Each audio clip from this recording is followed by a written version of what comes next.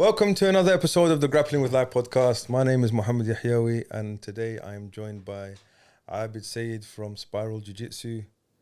It's going to be a very interesting podcast. I'm very, very keen to kind of share his, listen to what he's got to say. But before I do that, I want you guys to head over to the subscribe button and Kimura it and take down the bell notifications. And yeah, please. We're trying to get to 1,000 subscribers, so I can't do it without your help. So without further ado, Aabid, assalamu alaikum. Alaikum assalam wa rahmatullahi wa barakatuh. Jazakallahu khairan for coming. Barakallahu feek wa yak, inshallah. Jazakallah for inviting me over. Pleasure. Barakallahu feek. And I get teased a lot, by these two. If I show you the WhatsApp, our group, because I always say, what do I always say, man? What was it? What was it again? I can talk to you for ages. Yeah, that one. I can talk to you for ages. What was the other one? I can't remember. I've been meaning to get you on since we started the podcast.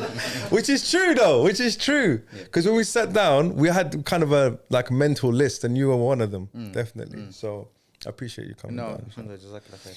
So I thought, let me just get started with some quick fire rounds and get some structure to this podcast, because before I just used to get cracking. But so you don't think too much about these, yeah? Sure. All right. So first thing, tea or coffee? Tea. Okay. Beach holiday or adventure holiday? Adventure holiday. Okay.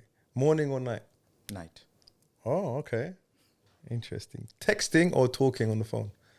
Talking, definitely. I love that. You're my kind of guy, man. Okay. Nickname your parents used to call you, your house name?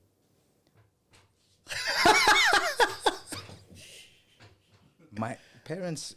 Did you have a house name like? I have a formal name. This is the thing about Bengali names. Yes, They're that's why I asked. Formal names, right? And they used to call me by a nickname. My nickname is Aabid. Okay, so what's your formal name? You like to say it? Your government name?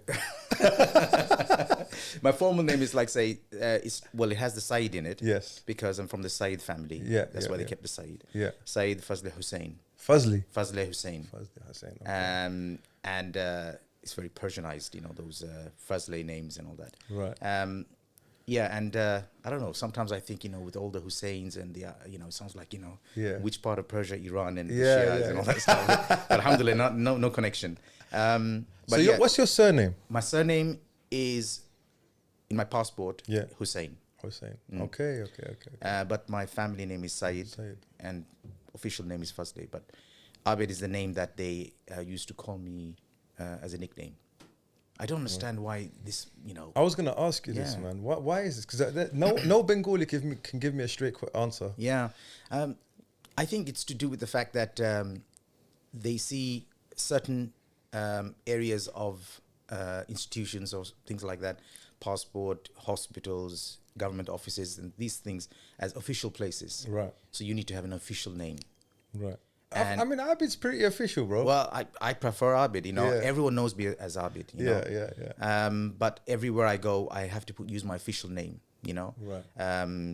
In work, every other Do place. they call you Aabid at work? No. Aabid is something, is a nickname. It's something that, some people call me Aabid, some people Syed, and all that stuff. Yeah. Like I know where I teach, the admin department know me as Syed. Right. Which is strange because everyone calls me, on one hand, everyone calls me Aabid. On the other hand, they call me Syed. Do you ever forget that someone's calling you Aabid but you don't answer that? No. I tend to have a very sharp, my senses are quite sharp. Alhamdulillah. I think it's to do with Jiu Jitsu. Yeah. I mean, I remember once I was getting braces done for the second time round. Yeah. So the first time round, first time I was on the NHS. Okay. And what happened was I lost my retainer and my teeth kind of got bent again. Yeah. Rebel. Man's living on the rebel I was side. like, forget the retainer. So what happened was I used my cousin's name All right. to get my braces the second time round. So I'd be in the waiting room. Before they used to come and call your name out, innit? Yeah. I'm not gonna say what his name was. Yeah. But and I'm just sitting there like. So I thought it might happen to you, man. Okay. Okay. Place you most want to travel to that you haven't been already. I'd like to visit places where there's lots of forestry. I just love the idea of forests and jungles, and Yeah. it's just that whole enclosure with nature. Yeah. I like those. I really don't like beaches and open spaces and all that stuff. I like it very enclosed. So like the Brazilian rainforest or something like Rainforest, that. anything adventurous like that. Yeah. I love it because it just makes me feel very connected to nature. Yeah, yeah. Have you been anywhere like exotic like that? Well, in school, since school days, and as well as some, in adult life, I have been to places like the outward bound courses. Oh yeah, out of bound. The Wow. outward bound courses. Yeah, I remember. Have you been those. to those ones? No, my dad never let me go. Oh, how comes? It's too dangerous. Nah, he's like, I need to keep my eye on you. Oh, You need to be here. You know here? Where my eyes are, that's where you... okay, that's fine. I mean, I didn't have that restriction because Yeah. I grew up here by myself. Yeah. Literally, I was here by myself since the late 80s. Also, without your parents? Yeah, my parents. My father. He's a doctor. He's an eye surgeon, ophthalmologist. So he traveled different countries with the family. Finally, settling in Libya, and that's where I grew up in. We moved from Ireland to Libya and stayed there. Then from there, he dropped me off here in this country to get an education. Yeah, Libya. Yeah, this is in the 80s. This is Gaddafi Libya, man. Oh yeah. At his height, before he went crazy. We were there during the time when actual conflict started. Oh, But that was in Tripoli, Tarabulus. Yeah. But we were in Misrata, which was about 200 kilometers away from the city center. But even then, there was tension. But So what was the conflict? it's between America and Gaddafi, isn't it? Oh, okay, right. But there was no ground troops or anything, was there? No ground It troops. was more kind of cold, almost like a Cold War. No, almost. they did bomb his palace. Did they? Yeah, his daughter, one of his youngest daughter had died in that. No way, I Yeah. didn't know this, man. It was okay. serious stuff. But this happened towards the end of our stay in Libya. Right. The beginning, it was like all fine and everything. I mean, it's an amazing country with an amazing people, Yeah. amazing culture. Something that, it's lost. The Libyans, even we know about the whole history about Libya and Omar Mukhtar, and, we know about that. And so they still retain those cultures. I mean, they still have a lot of Bedouin behavior, Tribal yeah, behavior, and some of them are pretty rough about it. But generally, I mean, even if they get an education, they're still not. Yeah. They still haven't come out of that whole mindset. But So when you say like tribal behavior, how does it manifest? sorry, say it How does that behavior manifest? What was your experience like with In with Libya? that? That behavior kind of, how did it manifest in your day to day? Like, Well, one example I could give is that, whenever we, like over the weekend, my father would take us to visit some of his Libyan friends, families. yeah, Obviously, there weren't many people that we would be able to relate to because there weren't many Bengalis out there. There were some, but they were like spread out different places. So the best thing would be to actually go and visit some Libyan families now. My mom, she's very, rahimahullah, she passed away just before the COVID started. Allah, may Allah have mercy on her. And she was very outgoing, outspoken, and very confident type of woman. So she wouldn't mind mixing with the Libyan MashaAllah. women. And just, even if she didn't understand the language, she'll pick it up, she'll use sign language, she'll do whatever. But she had that whole persona of about mixing with them. My father is complete opposite. But anyway, he would take us to these events where there would be so many Libyan families. And so one occasion, he took us to this, we went there on a few occasions, but one particular experience reminds me that the culture of how the Libyans would, at the end of the day, when they used to come into the house, and how they would, the adab, the mannerisms, and how they would approach. Like, for example, they wouldn't just come into the house and greet anybody in anyhow. So the houses were separated. Like, you had the father living in one room and the mother living in another room. The father would greet all the men, the mother would greet all the women. So this is when you guys used to go and visit? Yeah, when we used to go to right, visit. yeah. But it's with everyone. Right. Like, whoever visited, like say, in the evening, they knew that all the sons would be coming home. Right. So then all the wives of the sons, they all have their separate houses, but they're within the close range. Like a compound. Like a compound. Yeah. Now, they have a rule there, well, at least when we were there, that if you're ready to get married, you have to prove it by building your own house. Build your own house, then you're ready to get married. Right. So that was the. So don't even tell your dad. Just even roll the dice. It's the dad.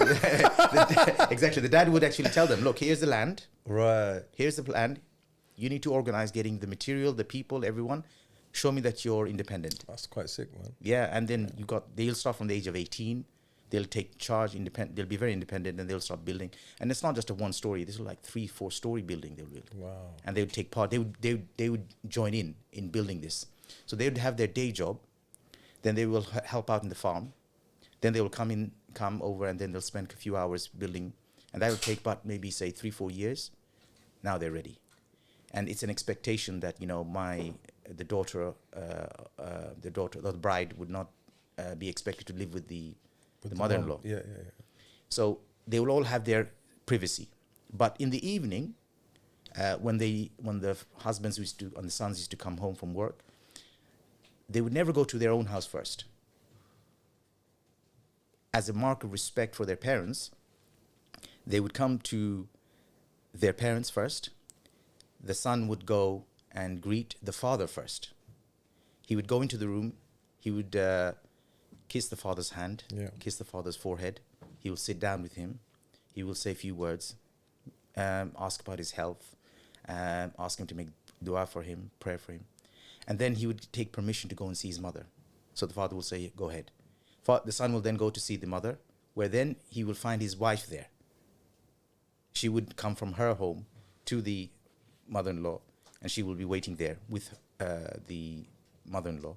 The son would come, first greet the mother, kiss her hand, kiss her forehead, sit down, have a laugh, and then just enjoy the company of the mother, asking about her health. Anything she wants to ask, if she needed anything, he would then make note. After all that is finished, then he will go with his wife back to their home. And now he will wash up, and he will clean up, and he will do whatever he needs to do. After about an hour, he will come back, and then they'll have the food ready. But the food they will not eat in their own home. They will eat with their family. So the son will eat with the father, and the wives will eat with their mother. And the way they eat is that they will have a huge dish with shorba and the meat and the vegetables and the salad and the bread. And you'd have like about 6 people coming around, sitting down, eating the food together. And it would be like, you just eat. Whatever's in front of you, you eat. And they do that. And they love it when people eat a lot. They love the idea of the people taking their fill, eating to their fill and all that. And what was amazing is that they didn't have to tell me that this is their culture. I could witness it. You see, they didn't tell me that this is what we do. Now, I was like, say, maybe 10 years old, and I could go from one room to another because obviously, I was under the age of baligh. And I could see this behavior taking place, which really impressed me. And it was my, I think it sort of made me feel like think that maybe this is how the time of the Prophet ﷺ, this is how they behaved. You know, that sometimes, that respect and love and compassion isn't just through words. It's through those actions, the small things in life. And they don't just do it once a week, like on a Friday or whatever, the weekend. They do it every single day. And that's how they keep the family bond strong. And that's the culture. I'm saying that even though they have Bedouin mentality, mindset, but they always practice these simple, habits and all that. And, that's what I thought, sometimes I would apply the same thing with my family, for example. Sometimes we would eat from the same plate, just as a habit. Yeah. And, I remember like a few years ago, there was these posters going around in Tower Hamlets next to libraries where they're trying to promote the idea of family bonding. And they were saying, one of the quotes was, a family that eats together, stays together, sticks together. This was the sunnah. This is what we always, as Muslims, we are meant to be doing that anyway. And it's when you come, I suppose it's the Western culture where everyone has their own plate, their own cutleries and all that. And here you have the Arabs digging in with their hands, passing the bread, and eating from whatever's in front of them, eating the meat from the same bowl, the same soup. Everyone's digging their own spoon, putting in their mouth, and then and they like the fact that you carry on eating. Nobody's telling you, oh, that's enough. Yeah. Oh, leave some for me. None of those things. You eat whatever is in front of you. If you eat more, the blessing, they consider the whole idea about, ultimately it's the blessing. Yeah. It's the barakah, I could eat 2 spoonfuls and still get the blessing from that. And you could eat 10, 20 and get the blessing from it. But maybe your approach, your sincerity to eating the food was much better than mine. As a result of your effort, I'm getting the blessing. So they saw it in that aspect, So I found them to be very generous, very kind-hearted, very sort of like loving, in that aspect. So that was really a good impact. So that's an example of how they, in terms of their culture, and I think this is important. The whole idea about having that culture mindset where you using the most positive aspect of your life. I mean, there's not everything about the Libyan culture is positive, good. yeah. Not all of it. I mean, there are some things which I thought, man, this is dangerous. Yeah. But when it comes to certain parts of the culture, like our Bengali culture, for example, it's brilliant. I mean, there's lots of things that are so amazing, such amazing respect that we give to our family, parents and grandparents and all the generations or whatever. But then certain part of the culture comes from the Hindus, and that goes against our deen, and that's where we have to draw the line. Yeah. But then some people who are very cultural minded will then go against you and saying that, oh no, but this is a part of our culture. And I've experienced it. Yeah. When this is not. What's hilarious is I've spent more time with Bengalis than I have with Algerians, apart from my family. So outside of my family. It's mostly with Bengalis, yeah, and I found them to be very warm people, very like similar kind of how do I put it? Similar like family structures to Algerians, and most of the Muslim world have similar. But one thing I really found was that because I wasn't Bengali, I was always, even in London. I was always considered someone who's on the outside. Does that make sense? So, which is natural. It's not. I didn't ever took it personal. It was just, and I think because as a youngster, I didn't understand why. But then as you get older, you realize it's culture. Yes, that's all it is. It's culture. Yeah. Just to go back about your thing about wanting to get married and building a house and stuff. I remember my dad told me this. It's hilarious, man. He goes, in Algeria, it's like rude to tell your dad. I want to get, not rude, but it's like, how do I put this? Very, I don't have to too put bold. Bold, yeah, maybe too bold, Yeah. maybe that's a good way of putting it, yeah. So he said what they used to do is to grow moustaches. So they'd grow a moustache, or they'd buy a double bed. All right. I think in Algiers, because there's not much land in Algiers specifically, because it's a city, it's like London, yeah. So you can't just build a house, yeah. But yeah, so when you said that, I was like, right, that reminds me of what my dad said to me, like, and maybe the dad's telling the son, build a house in a way of like, so you kind of like, it's almost, okay, aib, innit? Like, what's the word? Rude to kind of speak about that with your father, innit? Yeah. You need to prove to your father that I am ready. Yeah. And I suppose in the modern sense, it would be like, I've got a job, I've got an education, I've got a job, right. I can financially support my family, I can afford to pay the rent, and also the whole idea about I can communicate. I mean, that's another thing, like you don't want how many young people are they're financially stable, they've got a place that they can pay the rent and live, but they're very immature, very immature, and I'm not talking about just playing games online. That's something that's normal. Anybody can do that. But it's just the way they communicate, the way they take responsibility.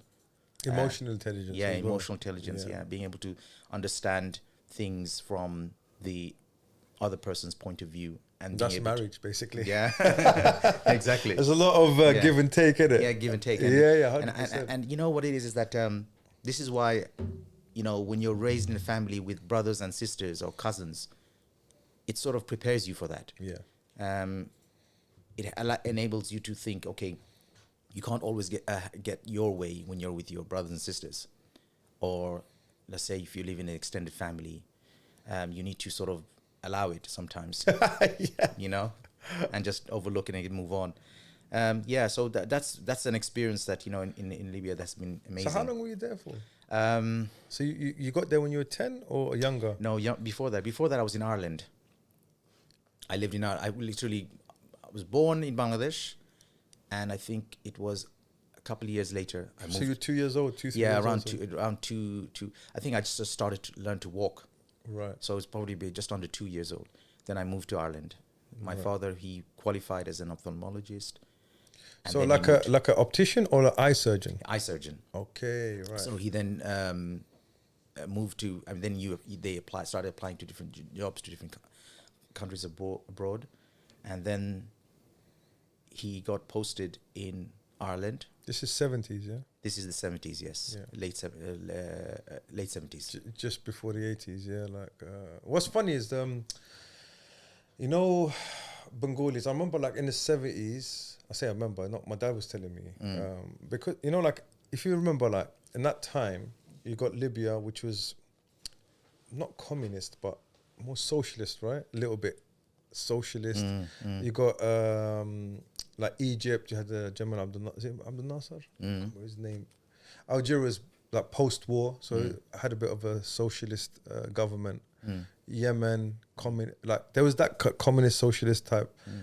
Don't quote me unless I'm not a historian, but I can't remember. But and there was a lot of. So I remember my dad was telling me they would send Algerians, Libyans as well. Gaddafi, he put his money where his mouth is. He would send Libyans all over the world to study and also bring in talent as well. Yeah. So I remember even, I think I had a conversation with my dad. There's a few Bengalis that came to Algeria as well, like to study and to work as well. But I don't know, what was the government like in Bangladesh at the time? What was it, a socialist government? Was it like Bangladesh? Yeah. I think it was still So because it just got independence, right? Yeah. So it will still be the. To be honest with you, I'm not really. What was it? Because I know there was like these kind of because at that time communism, like Vietnam, there's a few kind of socialist communist states, especially amongst the Arab world. I know that for a fact. But Google it, bro. See if you can find it. But so they had these kind of alliances amongst each other. Yeah, and yeah. they'd share kind of That's right. resources and stuff. But again, I could be completely wrong, bro. But I know that you had Sheikh Mujibur Rahman, who was the father of the nation. Yes. And I mean, an amazing individual, amazing character, personality. To be able to stand up for the country. Yeah. And declare war. He's the one who actually his family is the one who actually started leading Bangladesh the way it is. And are you from Sylhet? I am from Sylhet. Yeah. Okay, so your father. Well, my because father. a lot of doctors and stuff, so that kind of professions, they're normally outside, like Dhaka and stuff. Yeah. So obviously, I'm guessing your dad has some challenges getting through all that. Oh yeah, I mean, originally the place that my father originally is from is a place called Hobbyganj. Okay. And that was part of Sylhet. Then it got separated because it felt that we're big enough to be ourselves. Okay, fair enough. Yeah, and yeah, he. Is there beef between you and Sylhet? I don't know what it is. I think. Is there though? Right here. If you say where was it from? Hobbyganj. Hobbyganj. Yeah, Hobbyganj. So if you say you're from Hobbyganj, so someone from Sylhet. No, people actually respect that. Oh, is it? Because so it's not like Dhaka and Sylhet. There's not that kind of. Dhaka is like the capital city. So like nobody argues with that. Right. Yeah, but Dhaka have amongst Sylhetis have this kind of. Well, what we do know is that like there is a little like a stereotype saying that Sylhetis are very business minded. Yeah, you mean tight? No. So I'm joking. They're very business minded, very financially stable. Yeah. And people from Dhaka are very educated people. Right. Yeah. They but from what I have seen is that lot of people I know who have successful businesses are from Dhaka, you know? Yeah. And We have a term for them in Nigeria called La Chichi. La Chichi. La Chichi. La Chichi. Yeah. What does that mean?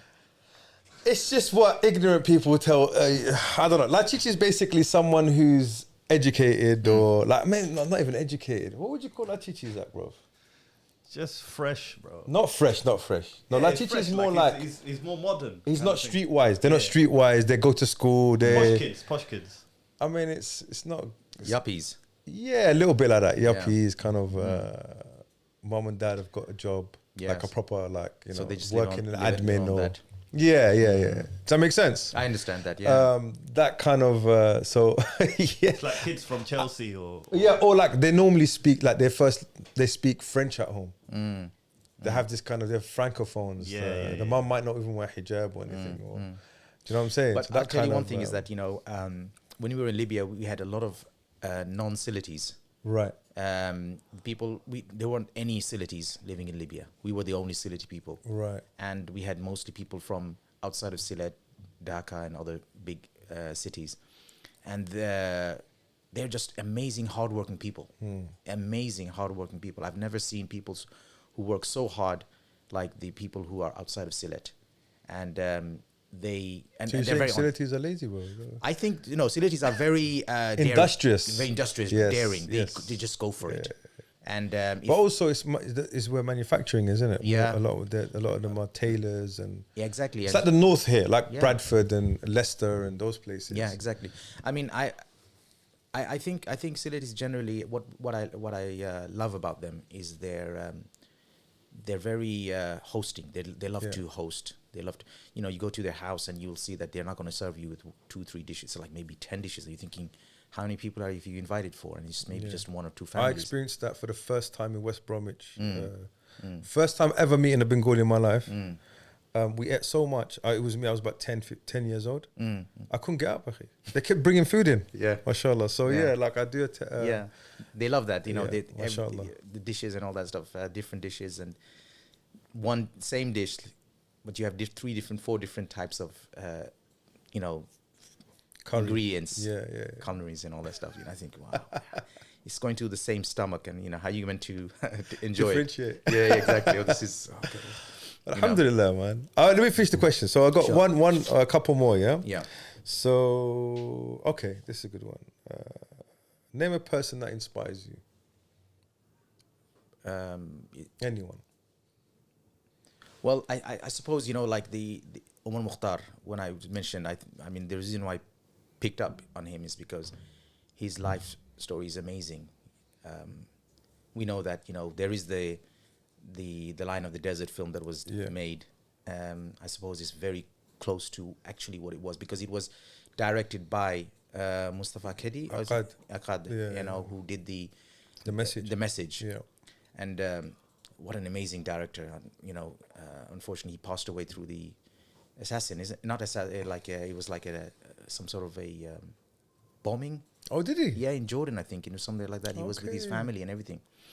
But he's just an amazing director. And even when you read some of the review of non-Muslims who've watched The Lion of the Desert as well as The Message, they think that, they would say that, what an amazing director. If only he could have made other films later on.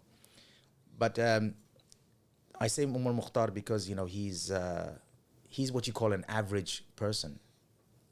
An average person, meaning that he wasn't like an amazing scholar. He was a Quran teacher. That's all he was. Teaching primary school children, secondary school children in his village.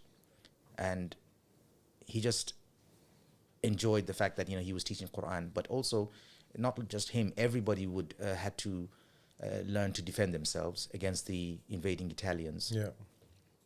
And I could only understand that, somebody like him and the country who they would approach any conflict from the point of view of the Sharia, the Islamic point of view, and understand that, okay, the Italians are coming in because they want land, they want power, they want control.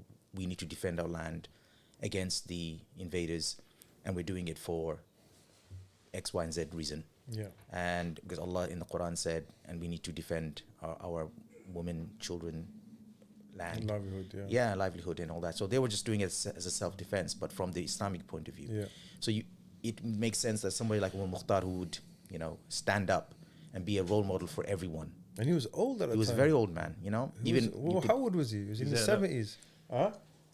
Yeah. Yeah, that picture. Rahimahullah. Yeah, and How old was he, bro? Yeah.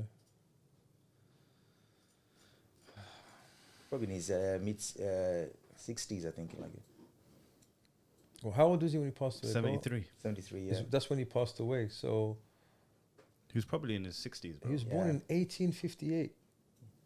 Amazing. SubhanAllah. look And at that. what I like about one of the famous statement he made, which they actually put in the Lion of the Desert, was the point of prisoner of war, and when the Libyans captured some of the Italians and they wanted to give them a good beating, Umar Mukhtar stopped them. And he said, well, they do that to us. They do to our comrades, our brothers. He said, yes, but they're not our teachers. SubhanAllah. That's a bar right there, man. Yeah, they're not our teachers. And that's what really inspired me to think about the role of a teacher. That, you're a role model as a teacher. Yeah. Being, different from everyone else. You're not just teaching a subject, you're teaching adab, mannerisms. So that's something which was quite amazing about Umar Mukhtar and the legacy he left behind. Unfortunately, the country did not follow in his footsteps, and things went from... So between him and Gaddafi, Yeah, how long was it? I'm not really sure, to be Oh, honest can with you find out when Gaddafi got to power? Because he died in 1950 something, right? Or not? Yeah, 1950 something. Gaddafi would have gone into power 70s. maybe, something like that. Yeah, so there's about 20 years where there was his father in it. Or not his father. 1969 1969 was till when Gaddafi came. 2011. So who was before him? Uh, Was it his dad? No, I'm pretty sure it's not his dad.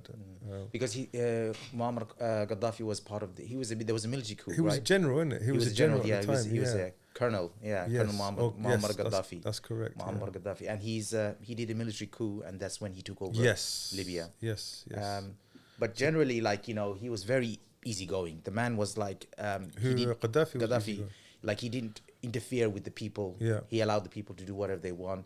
People flourished in terms of like their the Libyan culture. They flourished because they were free to do whatever they want and all that. Some argue that there wasn't a structure, but then what do you expect a structure in the 70s and 80s? But also, if you look at the way, so like you said, it's a tribal culture. Yes. They manage themselves. Yeah, that's it. They had their own way of dealing with, they kept their own people in line, That's like, so the structure, they say there's no structure, but there is a structure. Like, for example, Iraq, when it fell, people knew that this was going to happen. Yeah. Iraq's not one, there's multiple tribes, hundreds, thousands of tribes so when Saddam left, these tribes all the old conflicts started to come up, Yeah.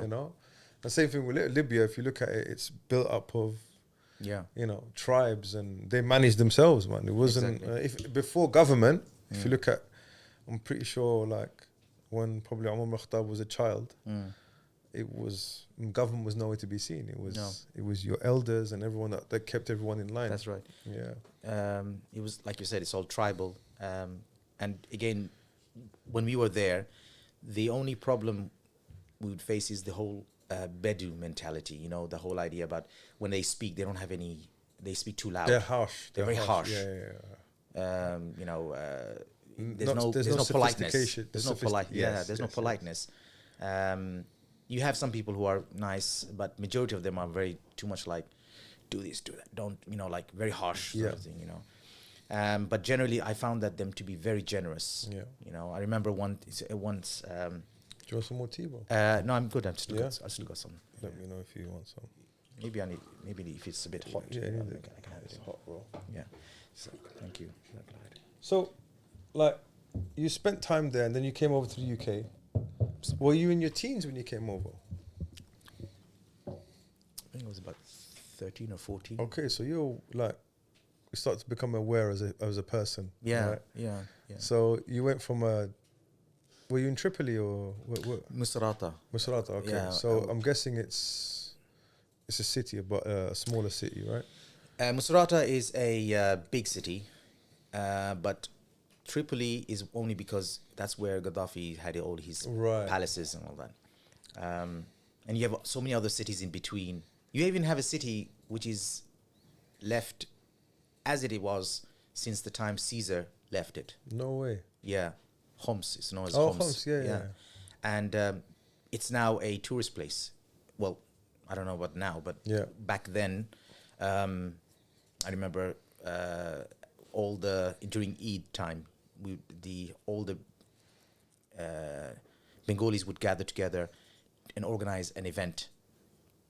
So they would one of the trips that they went to for a picnic was in Homs, and I've never been there, and it was the first time going there. And it's an interesting story actually. We went there and we got to that place, and you could see how Caesar would have lived with all the big massive statues. Even I saw Caesar's throne that still exists in there. way. It's just, it's just like a huge theater. Zach, bring it up, bro. Homs. I think it's Homs. It's called Homs. But it's a place in Libya. Amazing place. What's so beautiful about it is that nobody has built any structure on it. It's just, you just go in there and experience. Is it ruins? It's ruins. Right. So we have similar in Algeria. We've got some place in Algeria like that, isn't it? Yeah. What's it called? Is that place there? Yeah, that's one of the places, yeah. Yeah, we have a similar place like this in Algeria. I think Roman ruins there. Yeah. Wow, look at that. The structures are still almost intact. Yeah.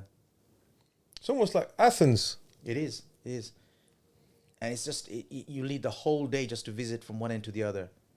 It's such an amazing place. But it just shows that, Italians coming into Libya wasn't just simply... It was it was almost like It's like a recurrence. that's it. Yeah. Like It used to exist a long time ago. Caesar came in with his Roman army. a bit like what's his name's doing? Putin. This whole thing with Ukraine and getting back the Soviet Union. It was almost like a Like we used to be there before. Yeah, exactly. Restoring their former glory almost. Glory and all that, yeah. Exactly. Yeah. So I remember when I was again around 10 years old or something, 10 years old. And one thing I used to love doing, I still get goosebumps when I hear about it. When children play hide and seek. Yeah. That's something that was my favorite game. I used to ask me to do any game, first thing I'll say is hide and seek. Let's go and hide, and you find it. And we was not just to hide in the house. Like nowadays, all the children are stuck in the house. Yes. We would hide in the next building, on the roof, behind the tank, underneath you had to go and we had our You didn't mess around. We didn't mess around. This was in the nighttime as well. We had our torches, and we just we would hide everywhere. We used to love, and we were only 9 years old. Yeah. We used to love hiding, and it used to be so fun just to be able to not get caught. Yeah. So anyway, go to this place in Homs, and all the families with their children. So we decided that let's play a game of hide and seek, whilst the adults are all busy looking at the ruins and all that. It's boring. Yeah. So we thought, okay, we'll go and hide and seek. So I went and I tried to find the most remote, place. And then I found this huge rock, and there was a little opening in this rock. And I thought, okay, you know what? They're never going to find me in there. So I had to literally get down on my belly and just crawl inside. The fact that there's a huge risk in there, that rock could have fallen on me. The whole thing could have collapsed. I didn't care because all I thought about was I didn't want to be caught. So I went through into this gap in the rock, and I somehow managed to stay at an angle, my body, so that nobody could see me. It's all dark inside, and I could hear them trying to look for me. Where is he? He might. The kids. The kids are trying to look for me, and I'm so happy that they can't even find me, because I knew that they never suspect me to be inside that rock. And then nearly half an hour went, And I'm like thinking, man, it's getting boring now. You know, like Half an hour. That's a long time for a kid as well. But Yeah. I was being patient, and I thought to myself, I don't want to get caught, right? And because it's horrible trying to seek. Yeah, it's more yeah. fun to To hide. hide, yeah, you know? yeah, 100%. Yeah. So I don't want to get caught, so I'm like in there. So I'm thinking to myself, eventually they'll come and find me. I'll leave a clue. Maybe I'll just shout and say I'm here, guys. You know, find me. So in the meantime, I'm like using my finger, and I'm like digging the ground, thinking I'm bored. What am I supposed to do? Suddenly I feel something, you know, in the ground, and it's poking my finger. And I'm thinking to myself, what is that? So it's interesting. Again, as a child, you think, you know, this is a part of the adventure, curiosity. Yeah. And I kept on doing it, and then found another flat stone around it and started being an archaeologist and all that stuff. Eventually, I picked something up in its complete shape that looked like a stick, and it had some nice patterns on it, right? And I'm thinking to myself, oh, this looks interesting. I don't know anything about archaeology, and I'm thinking all I you know, thought was, this is an interesting object. I'd like to show it to my mom, my dad. And so I thought to myself, okay, stuff this. I'm not going to stay in here anymore. I'm going to get out. And so I crawled back out, and I kept this thing in my pocket, and then joined the family, forgot all about it. And later on, when I went home, you know, washed it, cleaned it, and it just looked like one of those nice, I don't know what it was made of, maybe made of tusk or something like that, elephant tusk and all that. Right. Was it an arrow or something? It wasn't an arrow. It was like a little pen type, like, you know, this old thing. Like a scribe thing. Yeah. And it's like, and I thought to myself, but I didn't know what it was. So anyway, I gave it to my mum, because I thought, you know, you always give it to your mum, isn't it? Yeah. You always give it to your mum, you know, you think. You don't give it to your dad. You always give it to your mum, you know. Mum, this is for you, you know. I want you to have it. And my mum looked at it and she thought, okay, that's quite nice, because she liked things that look all patterns and all pretty and all that stuff. So she kept it, and then years went by, came to this country. So I did my research later on, many, many years later, only to find that pen actually belonged to the scribe for Caesar. Whoa! And I didn't even realize, you know, obviously it got Tell me, please tell me. Okay, carry on. I'm gonna let you finish. When I heard about it, I met my mum when I visited her. I said, Mum, do you by any chance have that pen? She said, no, I don't have it.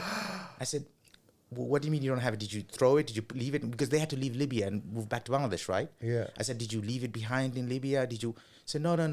There was some important guest and all that stuff, and I just wanted to give them a gift. And I thought, you know what? I'll just give this as a gift. You know, I felt like giving this one as a gift, and I put it in a nice little box and everything like that, and gave it away. I didn't even want to tell my mum what it was. I just kept quiet and said, Qadrallah ma shafa. You know. Did you find out how much it would have been worth? SubhanAllah, you know, how much will these things worth? They're priceless. They're priceless. Yeah, they're priceless. They're actually, and it was hidden inside. I mean, this was a massive rock that just, you know, in the middle of the whole ruins, and a little gap which only me, a skinny little kid, could enter, and trying to fit my body in there so I don't get caught, you know. And then I just picked this thing up, and so you know what? You never know where treasure. Do you remember Zach? Do you remember that guy that Abby used to work with? The Jordanian brother. I think you're too young to remember. I can't remember. There's this brother that my father used to work with. I say brother, he's an older man. He's I think he's from Jordan. Yeah. This is in the 90s. He would have been about 60. Yeah. He might even be 50, but you know, as a youngster, you can't tell age, innit? Of course. But his thing was, he used to deal with it in antiques. So, like he'd buy and get antiques from the Middle East, bring them to Sotheby's. So my dad used to work with him, drive him round, or to be honest, I don't even know what he was doing with him. He's helped him out, yeah, because he speaks Arabic. I think it was more translation work and stuff. Right. And I remember he gave my dad these coins. Do you remember? Oh, yes. We still got them, man. Have we still got them? Yeah, I think so. I think we still got them. Do you know what? I might bring them to next podcast, but it's really, really old coins. I had this fantasy in my head when I was a little kid that Same. like this could be worth millions, bro. But obviously, if it was, he would have given it to my dad. Yeah. Or my dad would have gone to Sotheby's. But I think like he used to go Sotheby's quite often to get things priced, and I haven't heard from him for a while. But I remember, like, there was other things like he gave him, you know, that painting. Yeah. That, It's still there. We still got it at Yeah, my mum's yard. This kind of big painting, calligraphy.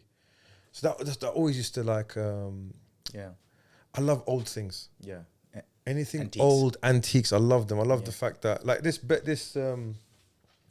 table. There's nostalgia feeling. you Yeah, know? I like things worn in. I don't like things that are new and Brand new, modern and all yeah, that. yeah. I like things that Yeah. have character and stuff Yeah, in it. yeah. You know that it's gone through life. Yes, know? including people, bro. Yeah, I mean, there's a table like this back in my granddad's village, and when I never visited it since I left it when I was a child, and this time I think about nearly a few years back I decided that I'm gonna go and visit the old village where, you know, I spent a few years where my dad grew up or my Yeah. granddad grew up, just for the sake of just say that I've been there, you know.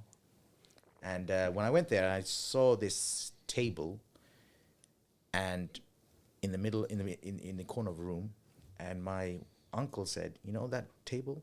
That table's got a history." He said it's been passed down from your great grandfather to your father, to all that. Wow. And they cut it. Literally, they went to the tree, they cut it, shaped it, you know, and it's become dark over the years. Meaning they didn't paint it or anything like that. It just become naturally dark over the years. They did all that stuff, and something like that. I would love to go back and say, "Let me have it. Yeah, let me take it." I'd love to, but where would you, what would you have to do? You live in Tower Hamlets as well, Yeah. bro, so it's kind of like It's you live in a difficult. flat.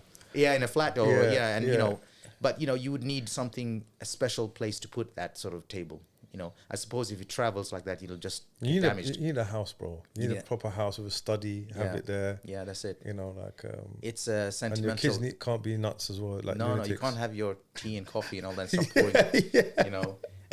You know, those sort of things, you know, really sort of make you go back in time in history, and you think, okay, when you look at it, you think, the amount of effort that somebody went through, Yeah. you know, Yeah, to do this, you know. I've actually. Do you keep things?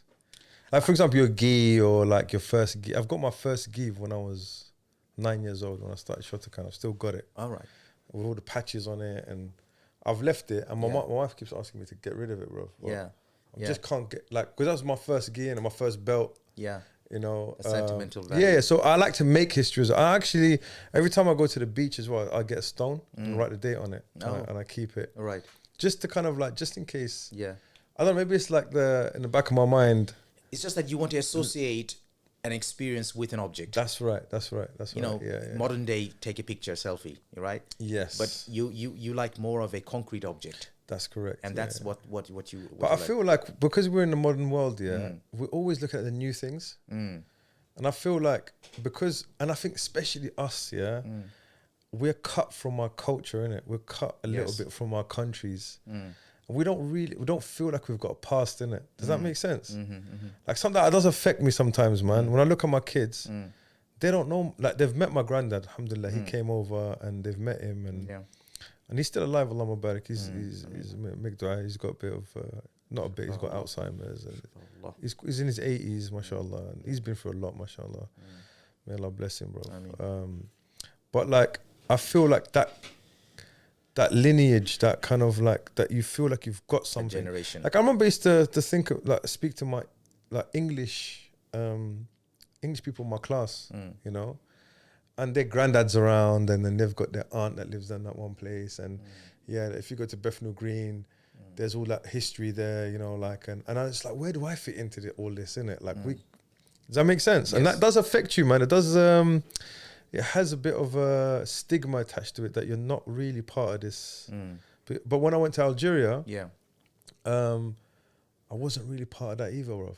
Do you understand? Like I said to my dad the other day, which I kind of came to, like when I walk through Algiers, it does nothing to me, bro. Like sentimentally. Don't get me wrong, it's my country, my people, don't get me wrong, yeah? But those streets have there's no memories there, bro. Whereas if I walk down, you know, Mare Street, or this is the first time I got this, and does that make sense? Definitely. I mean, I agree with you 100%. And in fact, this was the reason why, you see, I as I mentioned, I grew up in Ireland. Yeah. And the place, the house that we lived in, was the house that Muslim Aid used to have their run their charity organization Right, the there. office, yeah. Back, I'm sure it's Muslim Aid because it's Muslim something, but it's an Right. Islamic charity. Right, Islamic right. charity, and they turned the ground floor, the basement into a masjid, and we used to live on the top floor. Right. So it was only about 4 or 5 of us, and so we were okay to have the. And you got brothers and sisters? I've got 3 sisters and no brothers. Oh, you're the only. I'm the only Okay, brother. mashallah. So we used to rent out the top. My dad could have lived in a property given by the hospital, Yeah. but he wanted to stay where there were Muslims. Right, And so right. he found this property, which was a masjid, and he felt connected to it. He said, let's just stay here. And this was back in the 80s. And there was so much memory. I mean, childhood memories growing up in that area. I mean, one of my best friends is an Irish guy, which I literally spent the whole of my time just hanging around with him. I had other Irish friends, but he was like someone I got on really well. Yeah. And what happened is that when we had to leave and move back to Libya, and we forgot about Ireland and came to this country. But I always in the back of my head thought, you know what, I want to go and visit that place because that feeling of that nostalgia feeling that I want to experience it again. Yes, yes. And I decided that I think a couple of years back, I decided that I'm going to go and visit now. And Ireland is just down the road, literally, half an hour plane ride. And I got there and I couldn't believe it. It's like the roads were the same as it was. I left 30 years ago. Everything was the same. Old and perfect garden, perfect this, and nothing is like unnatural, everything. Yeah. And went to visit the same place. The house is still there. Muslim Aid still? Or No, whatever? this time it's turned into a masjid. Masjid, okay. It's a full-time masjid there. And literally the front door, everything is exactly how we left it. People living upstairs, exactly how it was. The only thing was that they turned the back garden into a concrete place, which was, I felt, horrible. Yeah. And again, the whole surrounding area, the people did not bother taking care of it. But when we were there, it was like all forestry and everything like that. Right. So when I went in there, I went into the masjid, prayed my salah, and sat there in the corner, and that memory that you were saying, The feeling, the that rush. I was that rush of feeling that It's like you take it's like a time machine. time machine. Exactly. I could say that's where I actually played that game. Yeah. That's where I actually played a prank on my sister, or this is where I had read this book, or I got into a situation, or literally I could tell every single corner of the room what we did. They left it exactly how it was. You went into the house as well? I didn't go to the house. Oh, okay, in the masjid. In the masjid, but the house is literally next door. There's just the stairs where you go upstairs. Right. And Did you find your friend? yeah, I did actually. I did find my friend. I mean, he came later, but when I went to that masjid, the people who were praying there, they obviously a new person in the town. Everyone wants to know. Yeah, they want to know who this guy is. Who's this guy? I've never seen him before. So we prayed and everything like that, and then we sat down, and they all came up, and we started speaking and talking, and then literally I said to them, I told them exactly where all the different parts of the house was. He said, "How did you know this?" He said that because I used to live here. This is the masjid. This is why I became a celebrity. They want to take me out and feed me and this and that, but I had to leave the following day, Right. so they couldn't do that. He said, "Why didn't you tell us that you were coming?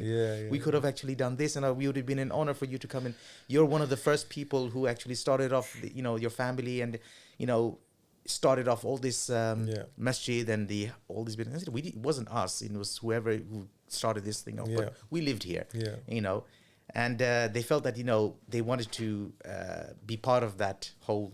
We entertained the people who lived here 30, 40, 40 years ago. So that was pretty good. And there's that feeling of like when you saying that when you went to Algeria, that you don't feel anything. We need to have that. We need that, man. We need that. And especially now with my own children. Yeah. Like, I didn't want to go back to Algeria. Like, it's a bit of an embarrassing thing to say out loud, but when I was in my teens, like as a kid, I owned because it was civil war when I was growing. So All right. like so in the 90s there was civil war in Algeria. Mm. So I only associated killing and war and Yeah. bad news and Yeah. do you understand? Like that's all and I'm Yeah. seeing the effect it had on my parents. Mm. You know, and then the phone calls we'd get from Algeria, like Yeah. all and the news and all this stuff. Yeah. Yeah. So I just associated with trauma, really. Yeah. And so I never had the feeling to go back. And then we went back in 2003, which is say about 3-4 years after the civil war Yeah. finished. I loved it, but it's almost like I could have gone to Morocco and had the same feeling. Yes. The only difference was I had family there, right? Mm. But now as I've got kids, Mm. you know, like I'm looking at it different because look, like every foreigner has this in the back of their head. Mm. They'll be lying if they said they didn't. Mm. One day we might be told to just get out, Mm. And where do you go? Yeah. or one day you might not. You might have had enough Yeah. being told to go home, and you might just have to do it, bro. Yeah. Or you just don't like the new culture that's being that's developed it. in the country. Exactly, And you bro. want to go somewhere where you feel like you're more comfortable. This is it, bro. Somewhere that, and also I think for us in the West, and this is our biggest. I think our biggest problem. Correct me if I'm wrong, yeah. And I don't know if it's the same in Bangladesh, but I know in Algeria is definitely is the case. When we go back, because we've been brought up here and we have a very free way of thinking. Do you understand? You don't have that mentality of back home where there's always roadblocks if you want to do something. Yes. You're going to find it very difficult to live there. Yeah. Because, say for example, you want to open up a masjid. You can't go and open up a masjid in Algeria, bruv. Or you want to open up a charity. That's not happening, bruv. No, you got... There's or steps and procedures. yeah, or even something open up a business without bribing anyone, bruv. Or, I don't know, bruv. It's like I mean, I've heard of getting things done, like, without... does that make sense? Yeah, no, that perfectly makes sense. I mean, I've heard things in Bangladesh where they had to bribe the individual to accept their bill to pay for the electricity. It's nuts, bro. He said, "What's that all about? You know, you just meant to pay the bill for the." He said, if they don't pay the bill, they'll turn off the electricity. But you're ready to pay for it. But you have to bribe the guy to take the bill. You see that? You see that? Yeah, that tension. Like, and they're living with that that pressure every day. You know, like just to do something simple. Yeah. Like I give an example, getting your birth certificate. Whoa. It's like you're asking them to like prove you were born. Like how much I was there, but like You need the birth certificate for that, bro. yeah, it's like, but you got money. Yeah. But my aunt, yeah, when she came over to the UK, she had to come she had to fly over in the toilet Oh, right. because they sold her seat. That's terrible. So think about it, you bought a ticket. Yeah. Yeah. You got things going on here, yeah. You've come to the airport and they're like, sorry, there's no space. What do you mean? I bought a ticket for. Yeah. That's how it normally works, right? You Yeah. buy a ticket for a seat. Yeah. So she's like, nah, I'm adamant. They just okay, just go in the toilet then. And so once they've, that's things like this. Yeah. Yeah. If that didn't exist, Yeah. or like there's corruption here as well. Let's Yeah, just yeah. not but my dad always tells me here they're corrupt, but at least you eat, innit? Over there they corrupt, they take food out your mouth, they put you in jail, they do. Yeah. Do you know what I'm saying? I So think it's a lack of professionalism. yes, Lack of professionalism in many cases, standards and professionalism, and and to be honest with you, like you will find this across the countries, and I'll give an example. Like one day I had to visit Bangladesh because my father was in hospital, and he had a punctured lung. And so he had to be admitted to hospital. So I decided that I'm going to make a ticket, and it's not a one-way ticket, but it's like an open ticket. yeah. Never do an open ticket. It's a bad decision. Always have a fixed ticket, and then if you want to change it, at least pay that little extra. But open ticket, you never know when you're going to be able to fly back. But I'm talking about Bangladesh open ticket, specifically, So I went to Bangladesh with this open ticket, visited my father, stayed for a week, had to come back because I had school. And, but I couldn't get a return flight back. And I thought to myself, well, that's strange, there should be a flight. So, and I had a cousin who worked in the travel agency, and even he couldn't find any flights. So he told me, look, In the whole of Bangladesh, the whole of Bangladesh, there's no flight back and all that. I think also, what's happening here? They deliberately do this because they want you to pay extra in order to, you go to the airport, and it works top down, So everyone needs to get their cut, basically. Everyone drinks. Everyone drinks. Everyone drinks. From the luggage guy, all the way up to the pilot, bro. All the way, everyone. So this is and again, like you were saying, that mindset, having that mindset that we're used to this country. When you go back home, you don't have that same. You can't use this country's mindset. Yeah, you can't, bro. Over back home. You got to think bent. You have to. Like this. This is how we think here. Oh, yeah. But there, they think like bent. Exactly, and they think it's normal. It's normal. Normal. This is normal. What are you talking about? So I go there. So I thought to myself, right, okay, I have to go back because I can't stay here. So this is like 12 o'clock midnight, and and I thought to myself, I'm just gonna go, take the taxi, go to the airport, and then just figure it out when I get there. And I got my luggage and everything like that. Said goodbyes to everyone, and got to the airport. And when I got there, I showed I had a ticket, by the way. It's an open ticket, but I just can't find any flights back. You're right. And I've been trying for the last 3-4 days, and no one's been able to come back telling me there is a flight back. So I went to the counter, showed them my open ticket. They said, well, I'm sorry, but we don't have any seats. He said, I understand, but I've been trying, and I need a seat back. I'm a school teacher. I need to get back. My job just only asked me to. It's given me only a week, and I need to go back. This is the reason I came, blah, blah, blah. Sorry, no, you can't do it. I said that, okay, is there an alternative?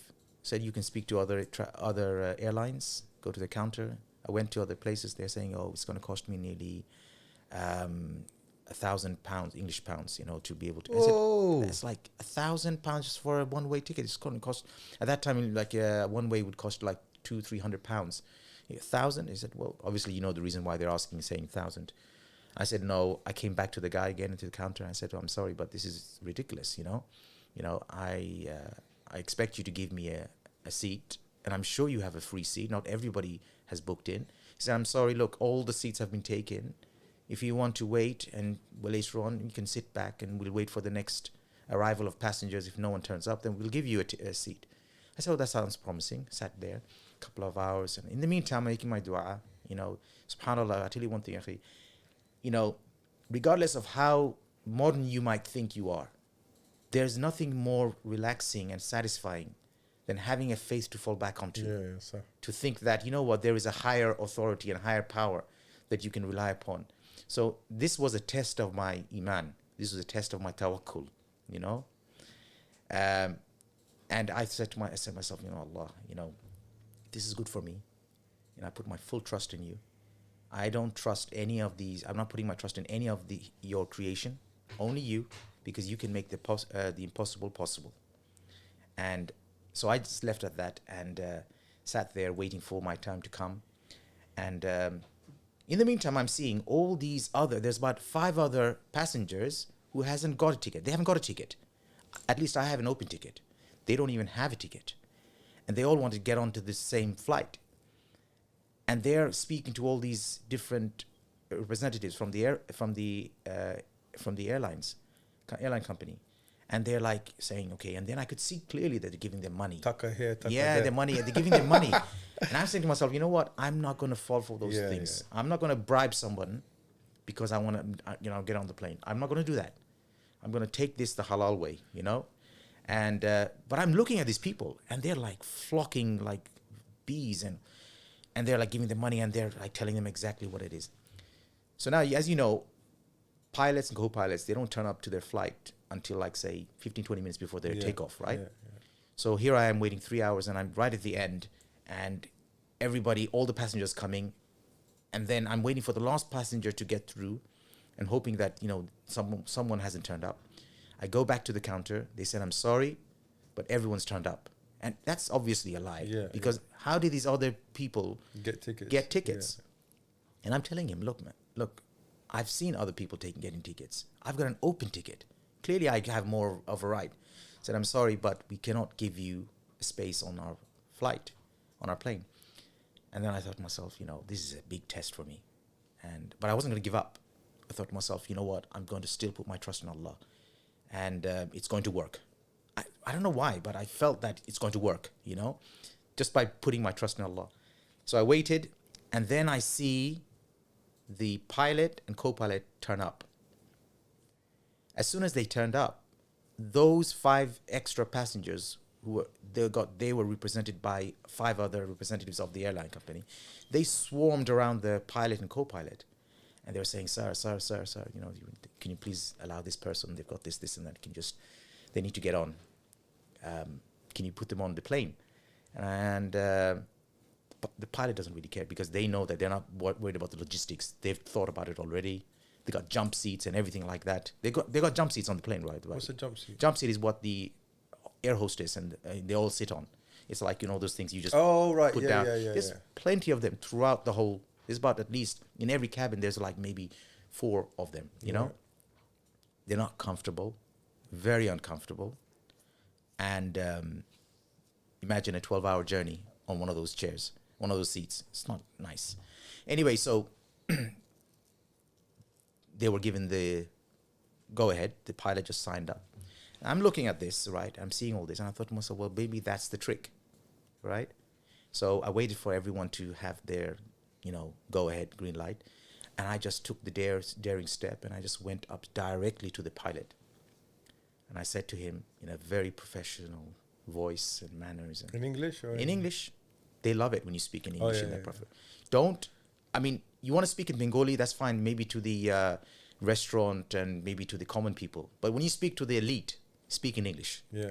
So I'm like speaking in English, and I'm saying, sir, this is the situation. I'd like, if you could help me out here. This is the reason why I came. My father is an ophthalmologist. He's had an accident. He's had a lung puncture. We've had to admit him to hospital. He's settled now. I need to go back. I've got a family back in London. I've got a job that I need to get back to. They've only given me a week. I'm in a dilemma. I'd like you to help me, please. He looked at me. He looked at my ticket. He went up, spoke to his co-pilot. Comes back and he says to his co-pilot, you go and speak to him. Co-pilot comes in and said that, I had a chat with my pilot, and we think that, it does sound very urgent. So on humanitarian grounds, we'd like you to take you on our flight. I said, subhanallah. I'm talking to the big boss here. The guys who will fly us back to London. Yeah. They're saying, on humanitarian grounds, we'll take you on.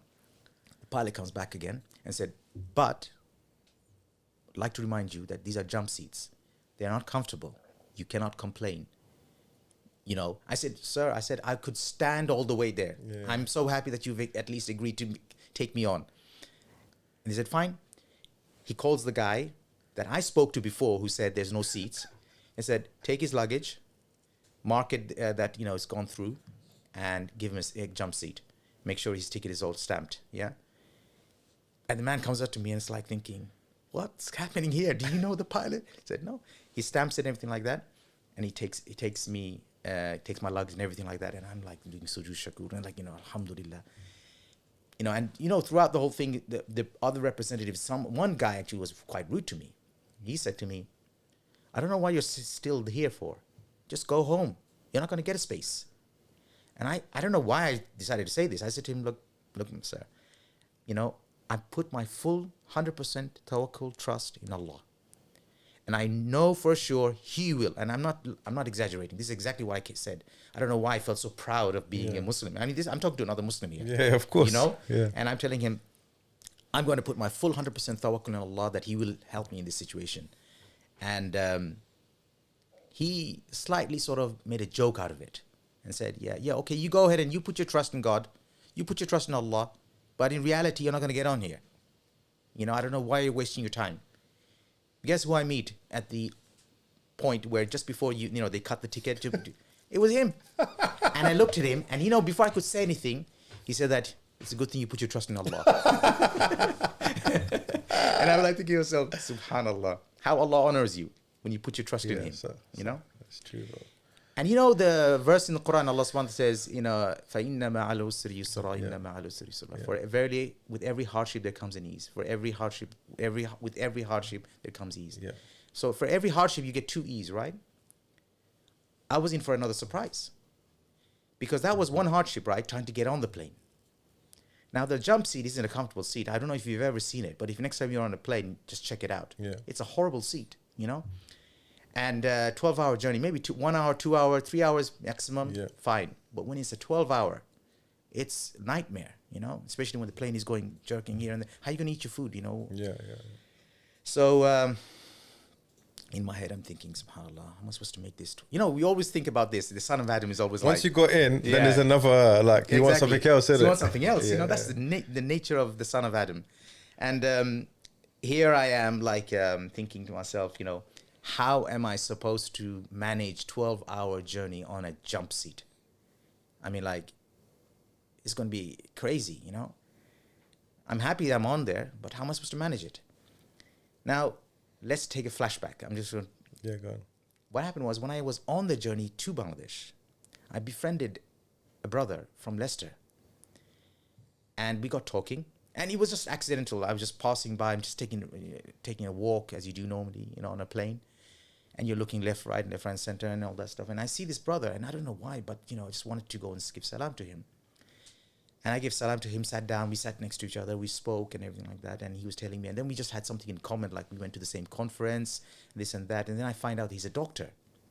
I said, really? I said, okay, mashallah, so why are you visiting Bangladesh for? He said, my father is in hospital. And they have a rule there, which is if you want to take your father away out of hospital back to your country of residence, only a qualified doctor can do that. And you need to come, you need to fill in the papers, they will release your father, and then you can go. So that's why he's going back to Bangladesh. Right? And I said, oh, that's great. You know, we just spent the whole half the journey just having a laugh, chatting and everything like that. And I said, how long are you going to be there for? He said, well, I don't really know. It all depends on the paperwork. You know, I don't know. I said, okay, fine. All the best, and Allah give your father shifa. And we parted our ways. A week later, again, coming back to the airport, got on the plane, and I'm thinking, how am I supposed to get on this, sit on a jump seat? And there's all these other 5 individual passengers who also have a similar jump seat, right? Right. So we're all in the same boat. Nobody's got a proper seat. I get on the plane. Guess who I see? I see that same brother. Whoa. He's returning back from Bangladesh to London with his father on a stretcher. And what they have to do is they have to book 8 seats for the stretcher. Out of the 8 seats, he's got 1 seat for the son, and the rest is for his father. But guess what? There's an extra seat there. Right? Yeah. That extra seat that's there is only a precautionary measure just in case the stretcher doesn't fit the... Right? But it so happens that the stretcher managed to fit 6 seats laid down flat. He had a seat. He booked 8 seats. 6 seats was enough for the stretcher. Yeah. He sat in 1 chair, empty chair. I come in, and the first person I see was him.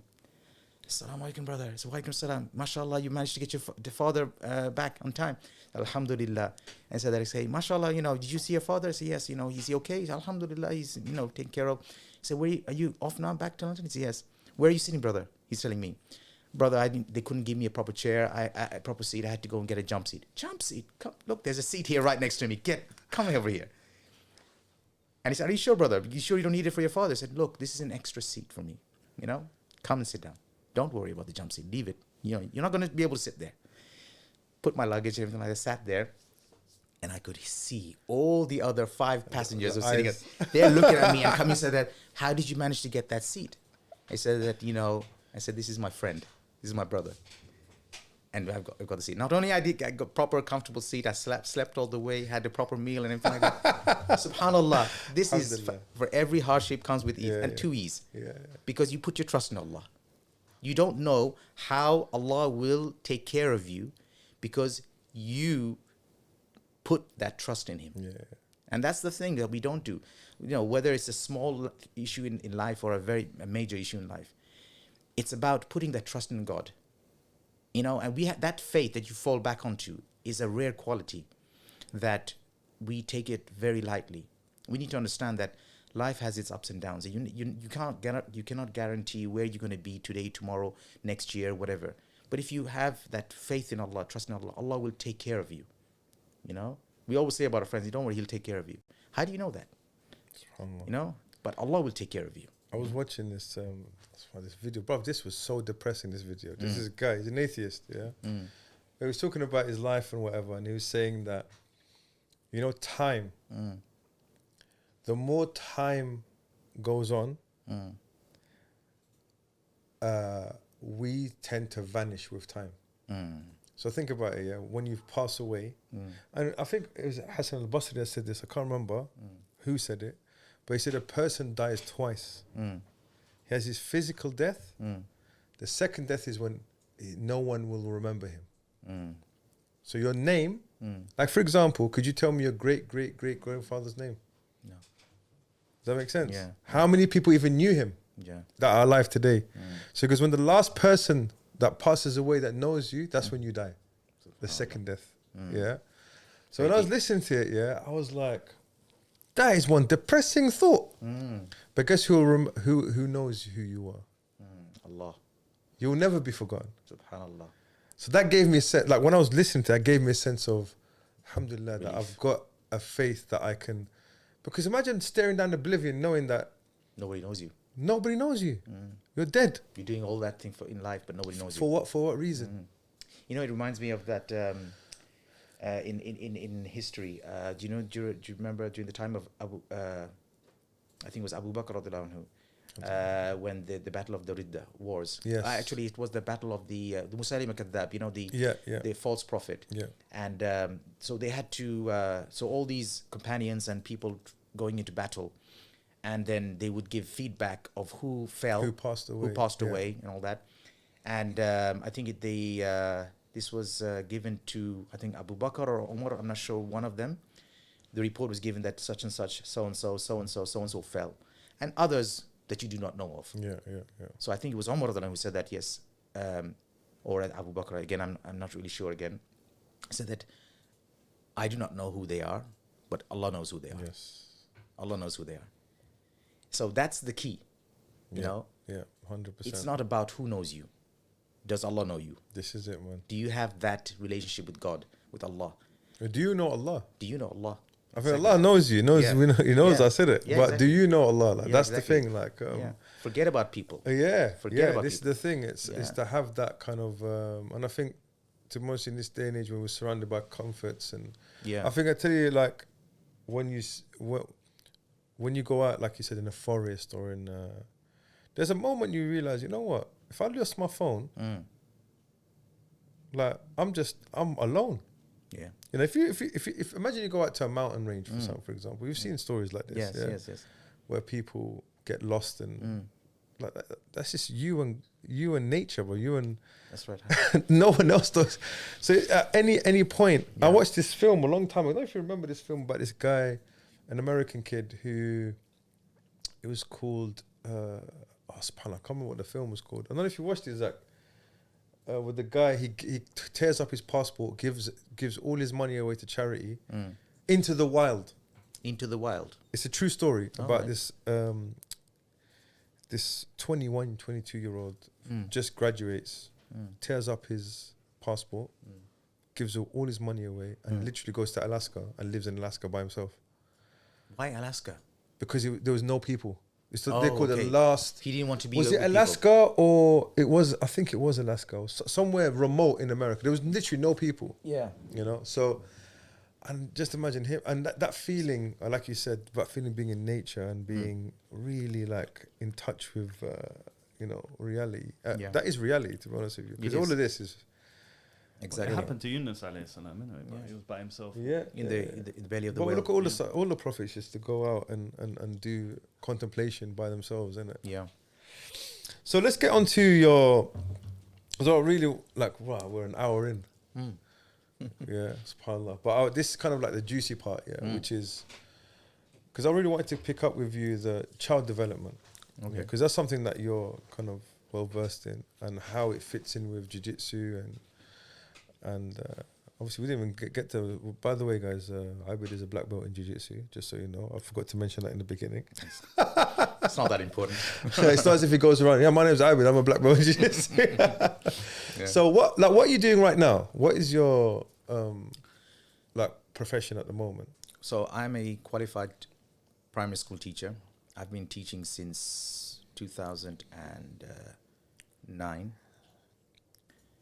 In primary school teaching in general? In general, primary school teaching. I've taught taught some secondary school maths, a little bit of secondary school maths, and then I've taught child development and child education at college level. Yeah.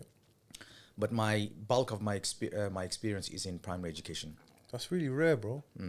Because I know there's a big... there's not many men working in primary schools, right? It's becoming a trend now. It's becoming... But I know, like, when I was growing up, bro, there was like... Oh, yeah. I mean, when I was doing the degree, primary education with QTS, qualified teacher status, I mean, I think I was the only guy in the whole group. I mean, there were about only 50. What was it like, man? I think people saw me as because I got into education a bit late. What were you doing before that? So I tried different studies. Right. I tried to do accountancy at first. Got bored. I'm one of those people, like, you know, I get bored very easily. You're right. That's why I like adventure. I'm glad you're still able to sit in the chair and talk to me, bro. Hopefully I haven't because bored we're, you. No, because we're talking about different topics. Okay, alhamdulillah. So that's what's exciting. So I started off with accountancy, did a bit of that, and then I dropped it because I thought, this is boring me. Yeah. Numbers. I just didn't, and then I went into maths. I did a year of that because I thought, okay, I like a bit of maths. I like it. It sounds exciting. Then after a year, I got bored. I left that. Then I got into, that's when I started some childcare education. That I found quite interesting because, studying from all these different stages, Yeah. and the philosophers, all how they perceived child development. And, it was interesting because one particular, I think it was some psychologist, I'm not sure exactly the name, but all I do know is that he's an English psychologist, and not Piaget, but others, and they were saying that every child they believed was born out of a clean slate, and it's what we nature or nurture. Yeah, nature and nurture, Yeah. and that reminded me of the hadith about every child is born upon the fitrah. Yes. So then I thought to myself, well, you know what, that I can see the connection between child education and my deen. So that's what really, then I started seeing the connection, the links, and I thought that's probably where I need to go. Maths is interesting, accountancy is interesting, but IT, I did a bit of IT, but it wasn't really hitting the spot. It wasn't really triggering my interest. But when I came across this information, I thought, well, I can relate to that.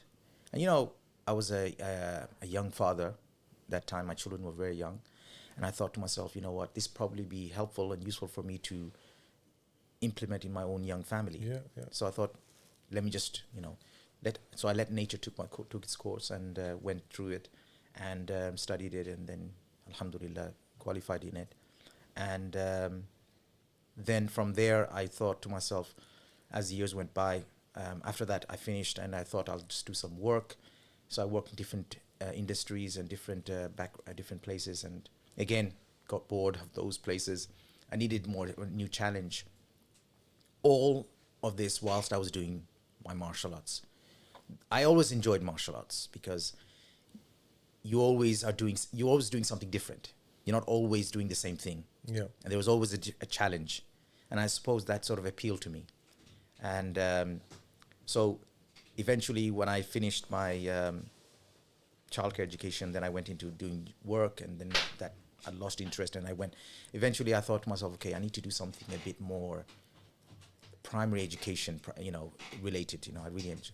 So before it was child development. Child development. And then you went into primary, more teaching and learning. Teaching and learning. Yeah. And so what really sort of, put what made me make my choice and the final decision was when I was asked if I could teach in a particular school part-time because they didn't have any teachers. It was an Islamic madrasa school. And I thought to myself, well, why not? They're asking me, I've got some childcare education qualification. Might as well just do that. And I enjoy maths, and, can't be that difficult. It's primary kids, So I went in there, and that really sort of took off, and I really enjoyed teaching children, and I was able to sort of, for some reason, I was able to relate to them, you know, and they felt comfortable with me, and I was able to sort of deliver them the lessons and everything. Do you have, sorry to cut you, bro, but I always ask this, do you have that primary school teacher voice when you go in? What is that voice? It's like you talk normally outside, and then when you're in your class, you kind of have this. Oh yes, you have to. You have to Hi, have that. children. Oh no, that's going. You know too those ones? extreme. Do you understand what I'm talking? Yeah, I don't do those. I don't. Good morning, miss. You know that whole. Or sort when of- nobody's listening. Excuse me, Yeah, can I have everyone's young attention, man. please? You know that kind of stuff. Exactly. Yeah, I mean, sometimes you have to put up an act. Yeah. You know, But do you have that voice, or you just go in there straight up? no. When I go in, I found that when you have your natural voice, the most important part of your presentation, your presence, is your calmness. Right. Being able to, because remember, it's one of you and 30 of them. Yeah, they can just. This is not that age-old question. Would you be able to beat up 30 10-year-olds or 10? What was it? 30 10-year-olds? Oh, forget it. There was this whole thing of. Why are you beating up 10-year-olds though? No, I'm saying if 30 10-year-olds attacked you, what would? Do you see what I'm saying? I'll give them all detention. No, but if you think about it, if they're all planned, Yeah. they could probably take you out, innit? Oh yeah, definitely. Yeah, man. 100%, bro. You can't, you know, it doesn't take. But that's the power of the mind. You got your mind over them. That's innit? right. It's all about that Obi-Wan Ben Kenobi. Yeah, that's it, bro. Yeah, and all that stuff. You got the force, bro. Yeah, exactly. So it's about that personality, you know, being able to be in a classroom, sit down. And I always found that, you know, when you look at a child, you're not looking with that glow of loving and care, and you're not looking with a stern face either. You're looking at them with this vision of, I expected better from you. Oh, yeah, bro, you just done it to me now. Yeah. Whoa! Whoa! Did you see that, bro? I hope you caught it on camera. Don't disappoint him, bro. Bro, I'm sorry, man. I'm sorry. I work harder. I promise. I saw it there. I Yeah. saw it there. Well, that's what I'm saying Yeah. is that, you know, being able to sort of look in the child. And you know what? Children, they want something to hang on to. Structure, bro. They need Structure. Every child craves structure. They want, they know why they're in school. They know that they want to learn something, but they don't have that that authority to tell everyone, because you know everyone's their peer. They can't tell their peer, keep quiet, we're here to learn. Right. You know, so they need someone to manage that. And also, what they love is acknowledgement. Right. Children love being acknowledged. Not even adults, bro, man. I suppose so, because you know, you need to All be acknowledged. children underneath, innit? Yeah. No, we're just, as human beings, we need to be praised for what we did do that is right. Well done. You know, that was a fantastic, not just well done, but well done. You know, you managed to be able to finish your work on time, you know, or, you know, I didn't expect you to get home on time. You're telling your teenage son, daughter, whatever, but you did that. And I know, really, really happy. Feedback sandwich. Yeah, exactly. Exactly. You know, and you know, that feedback, that acknowledgement is what makes them feel comfortable being around you.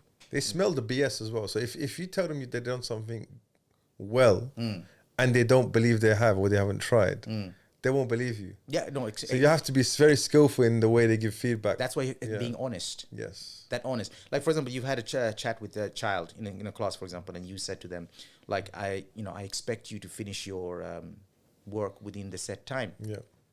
And you're pretty strict about it because, you know that particular child always tries to finds a way to not do the task. So you leave them to be, and you go on and do whatever and look at everyone else. But that child decided to finish the task. Now, what the child hasn't finished the task because you just said so. The child finished the task for 100 of reasons. Yeah. Maybe their partner, whoever has encouraged them, motivated them. But when you come and you look at the child, the worst thing you can do is just not acknowledge that. Yes. You know, the worst thing you can do. So by just telling the child, just putting up, even if you have to act it out, I just can't believe you managed to finish it. You know, that's just an amazing job. But what was amazing about it? That's the thing you have to explain. You have to, You know, you can't just say, every child, oh, well done for finishing, excellent job. No, you have to say to them, like, well done, you finished the work and you managed to answer an extra couple of questions. You're actually paying attention to detail. It's a bit like when a child comes up to you with a drawing, and that drawing is rubbish. Aabid, can I stop you there for a second? Let's talk about this stuff. Yeah. All right. Because me and Zach always chat about this. Wow. I hope my kids don't see this, bro. Yeah. But when they come up with a drawing, and bruv, you don't even know what it is. Yeah, you don't know what it is. It's just scratches, bro, on a piece of paper. It's some Picasso But stuff. to him in his head, he's. Yeah. Do you think, bro? You're not In lying, his head, bro. that's Michelangelo. That's Picasso, bro. Exactly. And you have to sit there, and you have to say, you have to skirt around, because you can't say that. Oh, that's a really good tiger, and it's like some hippo or something. Yeah? Exactly. How'd you get around that? Because for me, I can't fake it, bruv. Do you know what I'm saying? And it's difficult, bro. And you got 30 kids in the class. Yeah.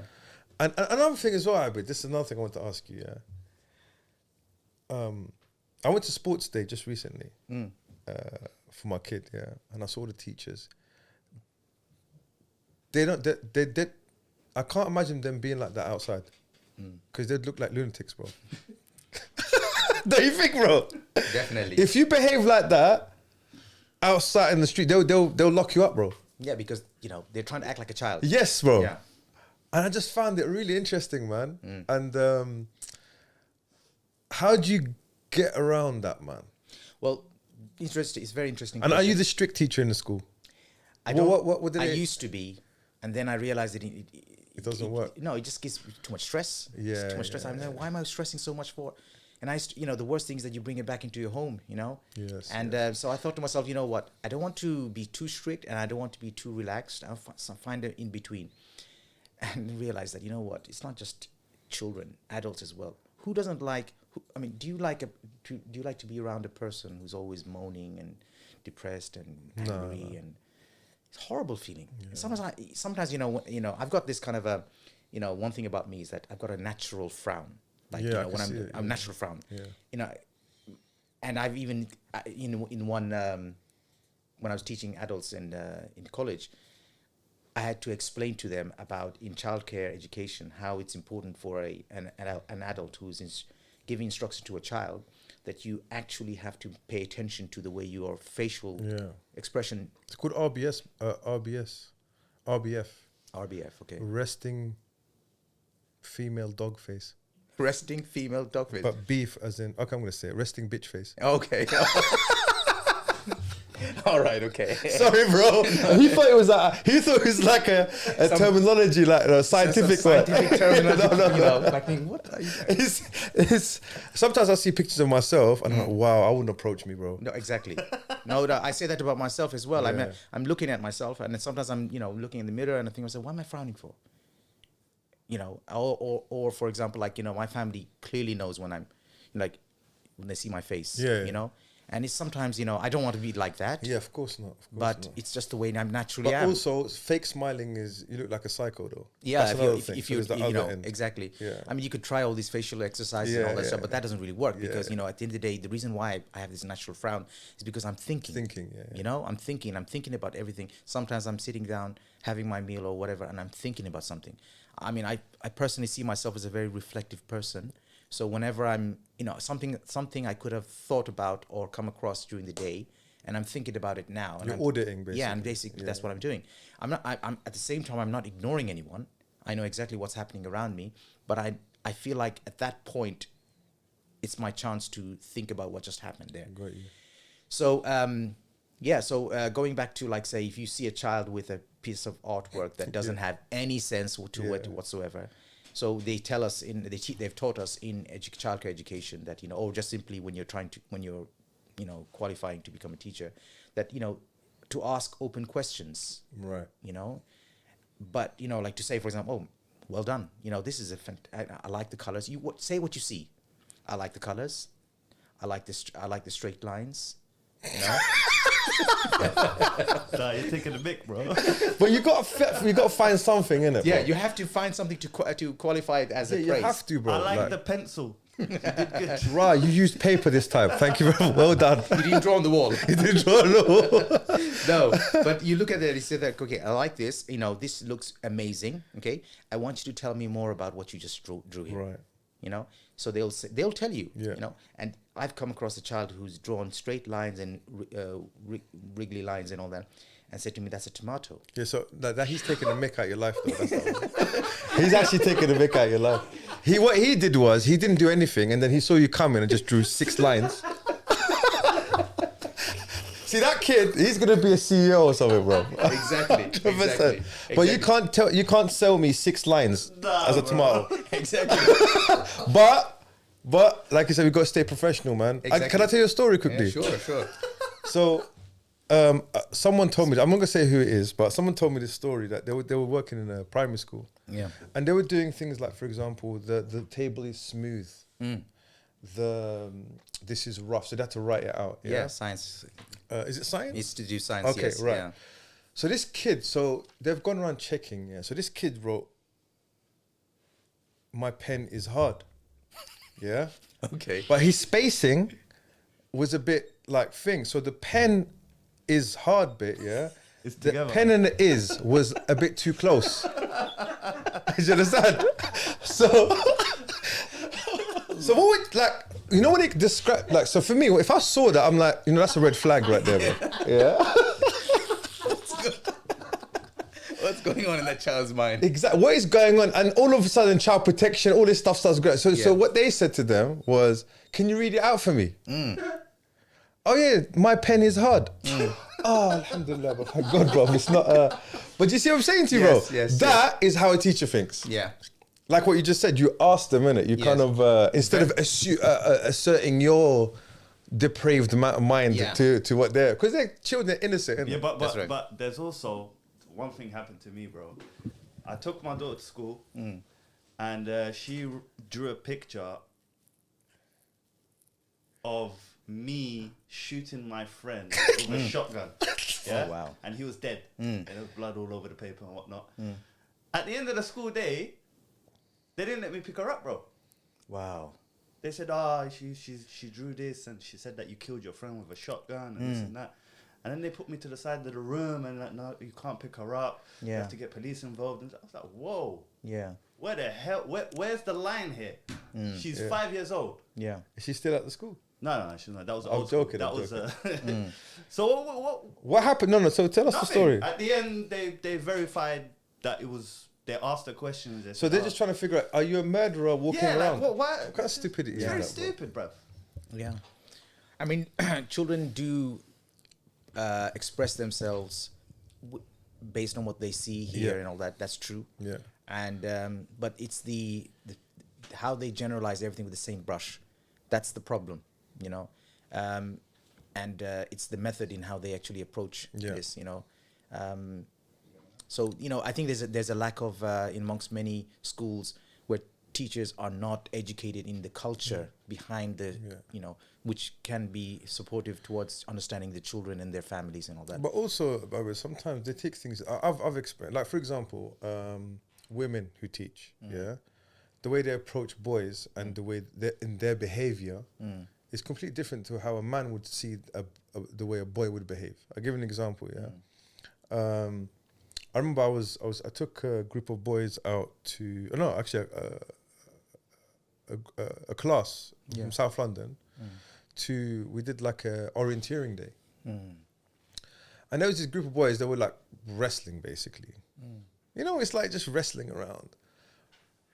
The woman comes running up to me. She's like, "Oh my God, please help me. They're killing each other." I went over there. They're just tussling with each other, yeah. And I said to her, like, they're just playing around. Man. She goes, "No, this is unacceptable." I said, "Look, just go. I'll fix it." Then I showed them a head and arm throw. I showed them a single leg. And then they stopped. They stopped. Yeah. And then I showed something else. And we showed and then we kind of diffused. It wasn't an aggressive way. But to a woman, I'm not generalizing, not all No, women. of course. But to her, she finds that uncomfortable, innit? Whereas someone like in our field, we look at it, that's just like they're playing, innit? That's right. Because we do combat sports, we know. Yeah. So, and then she came back to me afterwards and she was like, oh, how did you do that? I was like, listen, sometimes you can't expect a boy to be stuck in a classroom all day and there are differences between male and female, man. Like with regards to how they approach studying, how they, the energy levels, especially when they start hitting teenage years, testosterone, rush of testosterone in their body. Definitely, yeah. And I'm like, sometimes they want to get that out. There's not how much the time they get out in playground, man. It's not much. Not much at all. And they don't do anything outside of school. I mean, like when we're growing up, we're climbing trees, hiding in places, going to different. You're hiding in holes with like Caesar's pen and stuff like that, bro. You're finding archaeology and things all that that stuff. you'll find when you explore. Exactly. But our children do not have that chance and opportunity to do that. And you're living in a city which is very stressful. And I think Dr. Amir was telling me about the stresses, because there's stress which is like there's also environmental stress, noise, pollution, Wi-Fi, microwaves, or even TV, the news, like all this stuff is stress, subhanAllah. And like I worry, and I think primary school is, because when I heard that you're a primary school teacher, I thought that's such a good it's good to have someone like you in a primary school. That's a key age, man.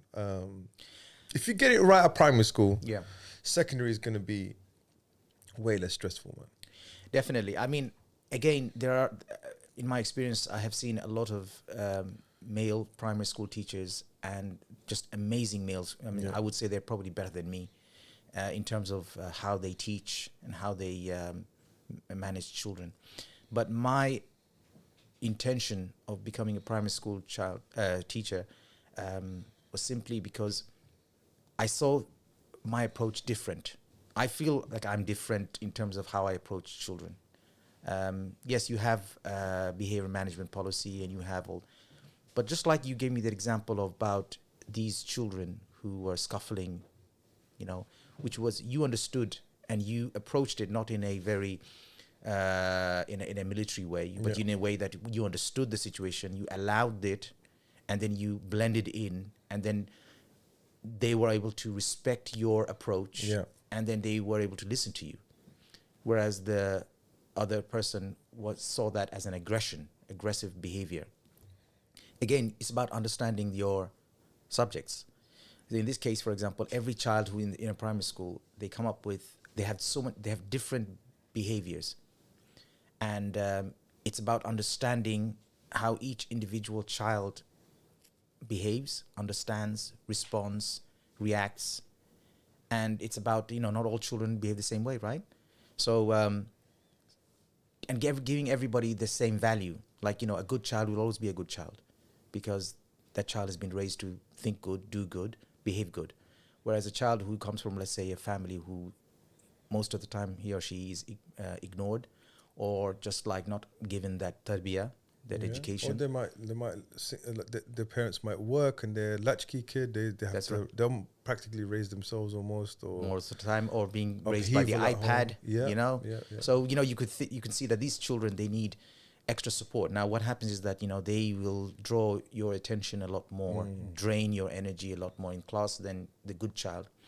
But it's about finding that balance where you can give that good child the equal amount of support as much as you would give that child who needs that support, for example. Yes. And so finding that balance is a key to being a good teacher.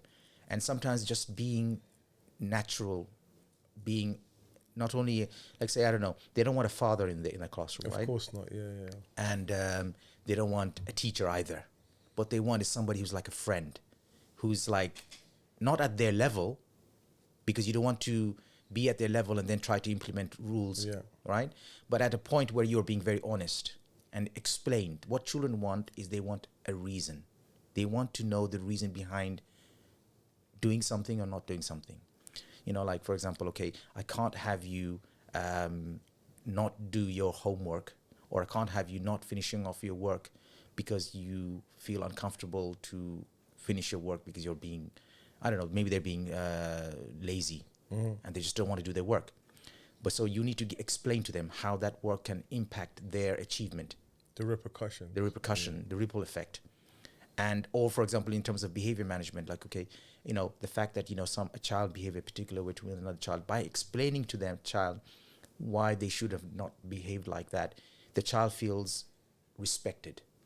Now, majority of the children, I believe, the reason why they have behavior issues is because their behavior is not being addressed by explaining to them at their level, talking with the child, getting it down to their level and telling a child, okay, look, son, this is exactly what you just did. All right. Now, I understand you're frustrated, and I understand why the child did behave like that and why you reacted like this. But I want you to think about how your behavior could have made that person feel really hurt. And then I want you to think about how you can actually make that better. He said, okay, fine, no problem. So now tell me, why do you think you behave like that? And then with that discussion, you open up a whole thing about the child. Build a picture, right? Yeah. So it's one thing that, I remember when in one job center, when I worked as one of the employment officer, and there was an individual that came who used to sign in. Back in the day, you never did, everything's all technology online now, right? They actually signed it. They had a book in it. Book. Exactly. And they had literally, they came into a book and they signed their name.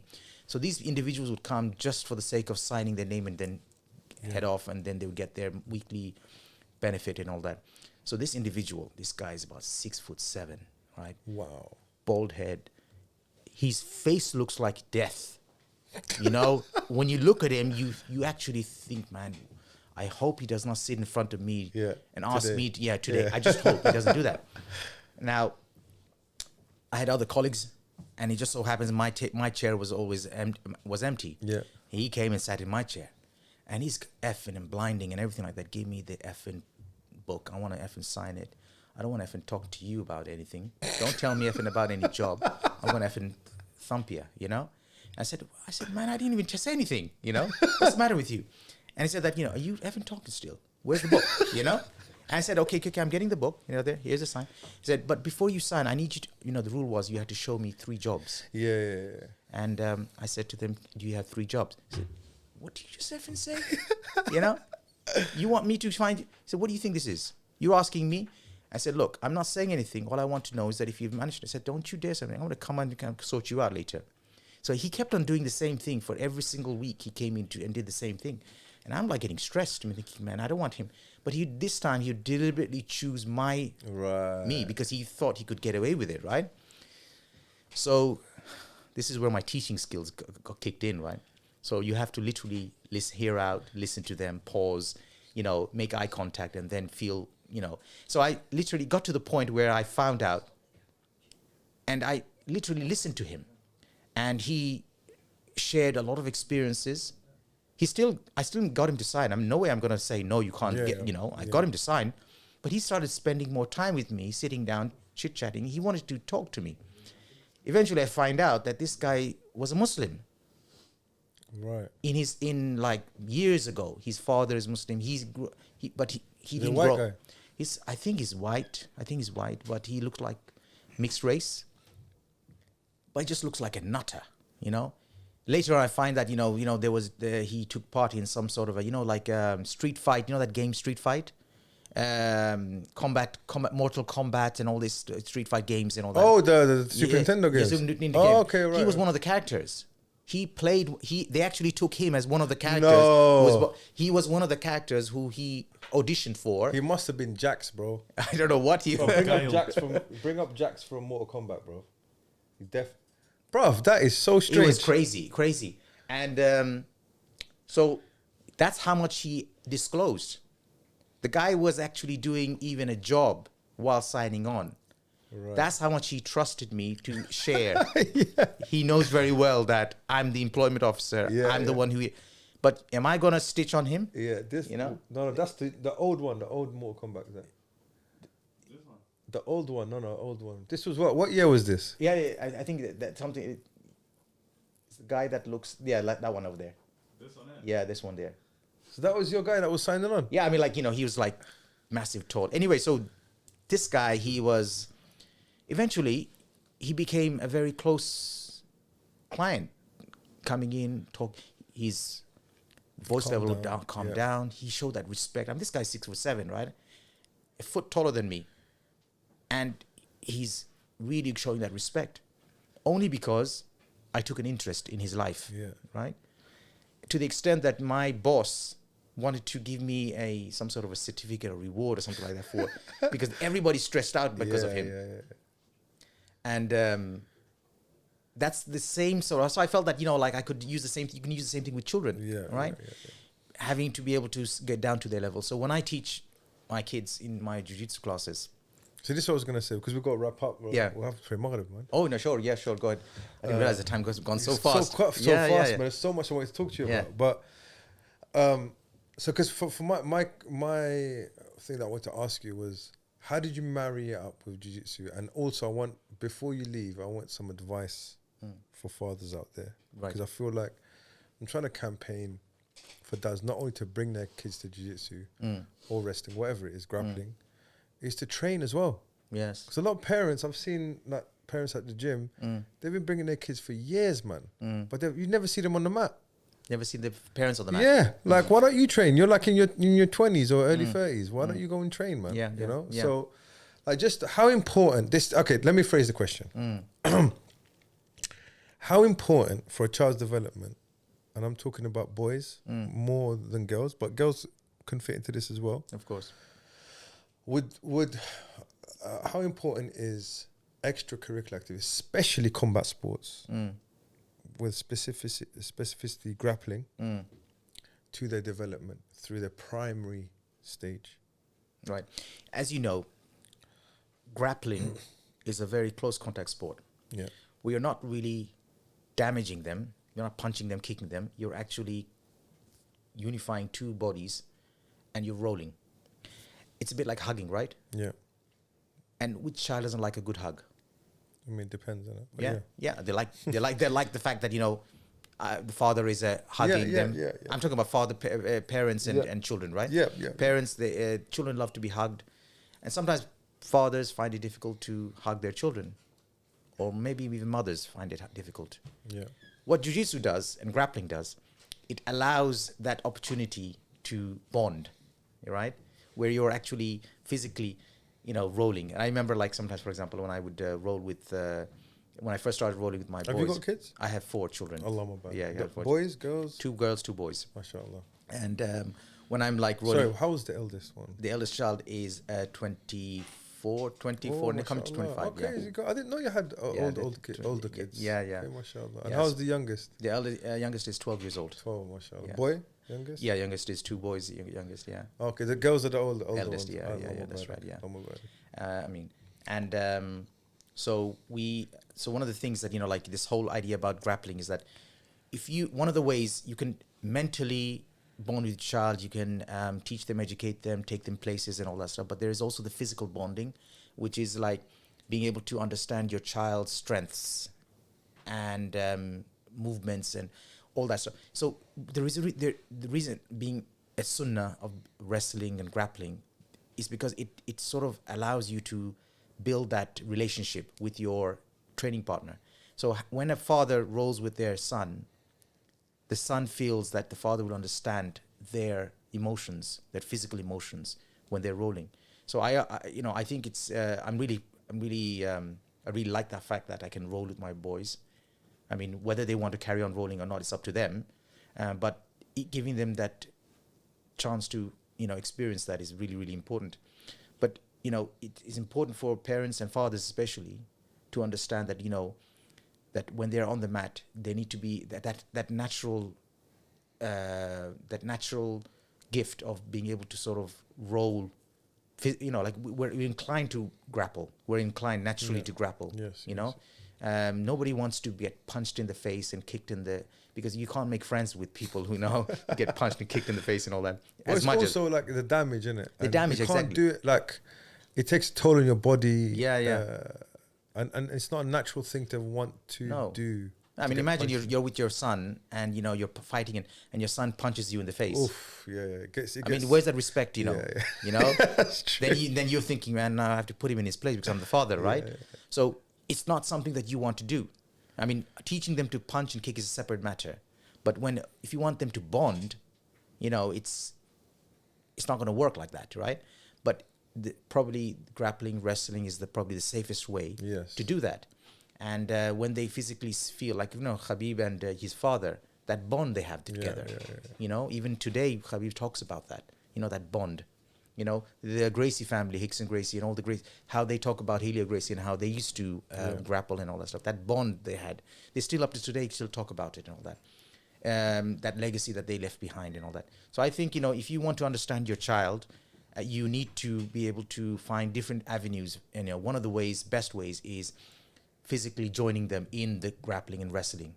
I think also they feel like when they hit the teenagers as well, they're not gonna. It's not when they're like 5, 6, 7, 8. They come and hug you, and you hug them, you kiss them. But when they start to become men, that happens less and less.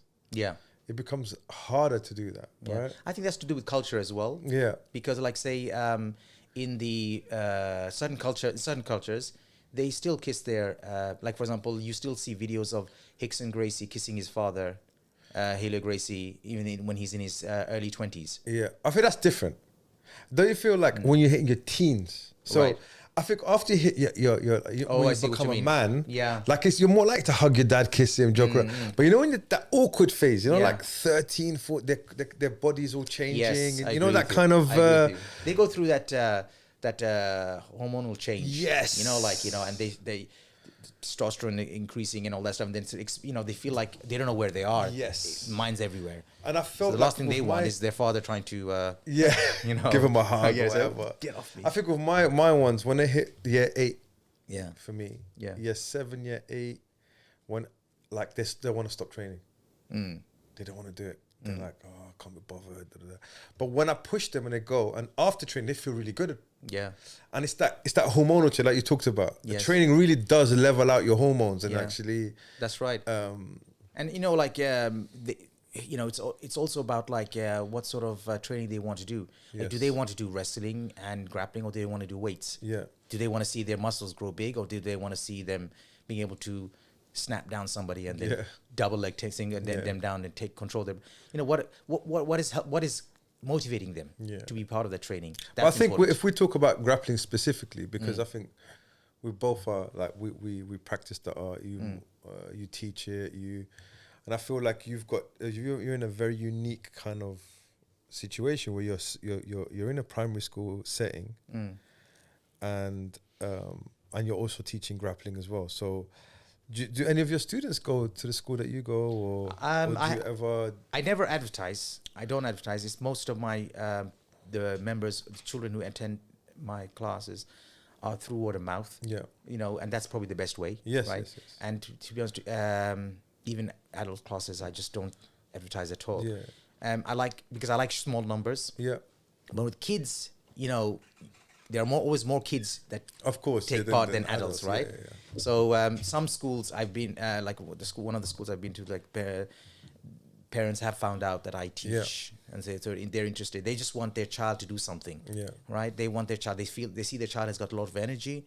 They want them to do something. So where I teach is local. They'll come and do that. Oh, and do you teach in Tower Hamlets? I teach in Tower Hamlets. Is it in a Muslim school or is it? No, you mean like Primary school, yeah. No, at the moment I'm I now do what we call I work in different schools, Like a locum like a almost. locum, Yeah, like a yeah, supply, yeah. because I wanted to experience different schools, how they Yeah. operate. Again, going back to the idea about being bored about the Yes, same yes, place. yes, yes. But the school I left for, which I had been working for 8 years, is an amazing school. It gave me a very strong footing and experience in who I am today. Yeah. And I'll always be indebted to that school, especially the individuals who are part of that school, a huge part of my life. And now, after 8 years, I feel like I want to explore other schools and how to see how they operate. And different schools, they manage the children and teach everything differently. And that's what really I'm enjoying at the moment. So so that's what I do. So I don't tell children that I do teach, but like say for example the school that I was teaching at for a long time, they eventually find out of course. Yeah. and then some of them do come and they see parents, they know who I am as a teacher, so they send their children to come and Do you see a difference in their behavior after? Yes, definitely. I've got lots of case studies where I can Can you share some with us? I can share one. A particular example where, for example, a child who came into my class, he had emotional issues where he would find it very difficult to communicate and engage in anything, whether it's Is it talking. Asperger's or anything? I don't really know if it was that. I'm sure there was something in that autistic range, Yeah, you know, the spectrum. yeah, autistic spectrum. And but again, you know, no one is judging, and we open the doors to everyone to come in. Of course. But also the key element is that the parents need to be also on board and be honest with what the child is going through. Of course, yeah. You know? Yeah. And there was a case where a particular boy, he was only like say 6 or 7 years old. So there was the father was not in the picture, and the child was raised by just the mother, and the mother had other children, and the mother was desperately seeking some way to get this child out of its emotional zone. Yes. And always the child was crying. Everywhere they go, the child was crying. The mother could not leave the child anywhere without the child crying. Was it a boy? Boy, yeah. Very attached. Maybe he was attached to the father, or maybe he was attached. There was some reason. I don't know. Allah There's knows some best. trauma there somewhere. Very much yeah. so. There he had an older brother who was very calm. He had a sister who was also calm, but this particular one, the youngest one, Yeah. was emotionally broken. So the mother came across my class and brought the child in. And subhanallah, I just don't understand why, you know, for some reason I looked at the child and I thought to myself, you know what, let me work with this child. But for the first month or so, just under 2 months, the mother would bring the child in, leave the child in the classroom, and then move away. That child would stay in the corner of the room and literally curl up and cry its eyes out. And all we could hear is sobbing sounds in the child. This was in jiu-jitsu. In jiu-jitsu. Right. And for some reason I just allowed it. I didn't tell the mother, please, I can't teach your child. You have to take, the child is crying, affecting everyone else. I just allowed it. And I said, when I was told about the background story, I thought maybe it could be a sadaqah jariyah for me. Of course, Let me just work on this child. So this child was in the corner. Month went, every single week, the child would come, by default, would go to that corner, sit down, start crying. After a month, the child, stopped crying and started coming closer to the mat and started touching the mat, feeling it, what it feels like. And then he sees all the children really having fun and laughing. So he would come close, then go back to the corner, come close. And that went for another month. In the third month, now the child is developing this confidence to actually step on the mat. And so we started bringing the child in, talking to the child, and said, okay, can you do this? Can you do that? And, subhanAllah, I started rolling, started doing forward rolls, back rolls, and doing some techniques here and there and everything like that. And all this time, I didn't charge any money for that child being there for those 2 months, in the class and all that stuff. But on the third month, of course, now I said to the mother, the child is ready now to take part. So after the child started taking part, it just took 3 months. And this child was a killer on the mat. Nobody wanted to roll with this child anymore because this child was using techniques left, right, and center to pin someone down, to transition from, side control to mount, and then, get into armbar situation and then taking the back. And I'm thinking to myself, this child is only 7 years old. But he was picking it up so much. So he had a hidden talent. And I suppose it's because of the autistic spectrum, he was able to sort of pick this up. Savant almost. Yeah, exactly. Yeah. And now he's able to express his... How old is he now? Is this a while back? This is some time back because they had to leave the country. Oh, okay. Right. And but the child is probably around 14 now. Is he still training? I don't know. Oh, I've lost touch with the family. Oh, yeah. But as far as I know, this was one case study. There's so many other case studies that amazing. But this particular one, I feel like this particular child came out to be who it was and all that. And obviously, I'm looking at every child in the class, and I could name so many other children, and my sons included. Like even how it has impacted them. Yeah, of course. But again, other parents, you as a parent, you want your child to go train this because you know that this is good for them. Yeah. At the same time, you have to bear with the fact that they may not like it. Yes. And you just have to sort of be very careful. And at the beginning, I didn't understand that. I was very much like, no, they need to do it. Not because I'm a black belt jiu-jitsu and I'm a coach, because I can see the benefit of it. Yeah. And it's going to benefit them. And, and this is something that, as parent, you find it very difficult because you want the best for your child. And if the best means that giving them grappling, then that's good. Let them grapple. But they might not want it. So it's finding the balance in finding it'll be the time. My mentality is this. I don't want to call it a philosophy. It's my mentality. I see it as education. Yes. You'd never say to your son or your daughter, or most of my kids, we won't say your child, you know what, if you don't like school, you don't have to go. For me, it's like, you're going to do it compulsory until you hit 18, 19. When you hit 18, khalas, it's up to you, bro. Like, if you want to quit at that point, that's up to you. Yeah. But for me, like, and every child is different, yeah?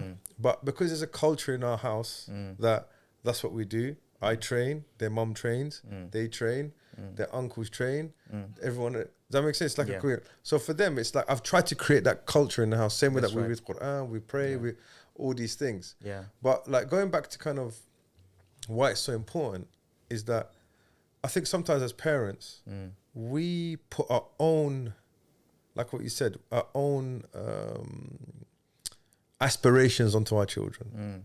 So sometimes when a parent brings expectations, yeah. So like what you said about, letting the kids stay in the corner, and we had that in these, so many times of students of mine, they come in and their parents like, this guy's very shy. So look, just bring them.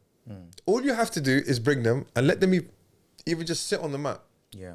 That, and then, like you said, push. This is a very teaching and learning mentality, right? You're trying to get to here, but it might take 1 centimeter at a time, but you'll get there. Yes. And different children have different rates of development. Yeah. And that's important to understand as well. Exactly. Like you said, this child took 3 months. Some children, first day, they're smashing it. Yeah. And then they burn out by the time they hit 13 and don't want to do it anymore. Exactly. Some kids, like I've even said to parents that there was one brother actually, his son came and he got to a point where like he just didn't want to do it. I said, bro, give him a rest. A year, 2 years. No, recently he just come back 2-3 days ago. MashaAllah. And his kid's loving it. Yeah.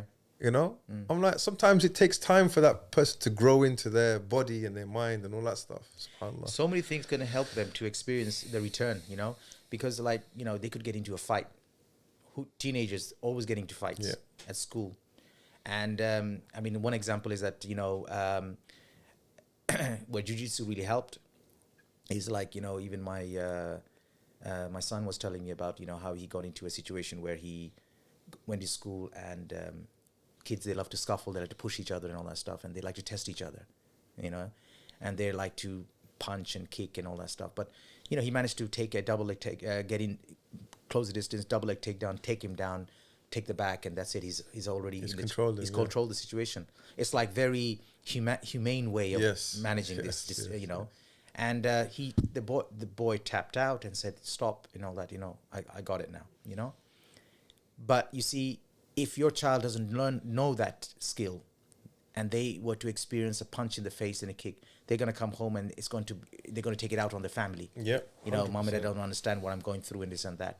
So it's important for fathers to put them into grappling, into jiu-jitsu from the beginning, not for the sake of learning a martial art, but the sake of that sanity. Yes. Nobody likes to lose a fight. Even if you lose a fight, at least you want to make sure that you gave something back, And you didn't get hurt. Sometimes it's about not even winning. Yeah. It's about just controlling the situation. Exactly. So having that confidence, giving that confidence to the child, there's nothing best you can give than a father or mother than give confidence to a child. Teach them how to be confident. And that's important. So the whole aspect about learning martial art, jiu-jitsu especially, grappling, wrestling, it's not only a sunnah sport, but the fact that is that there is a reason why it's a sunnah sport. Yeah. Rasulullah Sallallahu Alaihi Wasallam did not choose anything else. He chose particular sports and said, you have to learn this, But again, like you mentioned, that, in this modern culture, if you try to put too much onto your teenage child and your early 20s child, they might feel pressured, and it sometimes might not be the right thing to do. Yeah. Although like you said, you know it's good for them. But how do you find the balance? That's the difficult bit. And you know, like there are examples where many people who started off jiu-jitsu only did it because their father does it, or their grandfather does it, and then they just want to quit. And now they're realizing that, you know what, you live your life and you let your son, your daughter live their life. Let them choose what they want to do. You tell them that this is good for you, just like you'd say that this is good for them and that is good for them and that's not good for them. Just say the same thing about this one. And, you try your best. So I get my sons involved in jiu-jitsu by being a coach, teaching others and seeing how jiu-jitsu is helping others, not just being a participant, but also a teacher. And let's see how that, that comes about.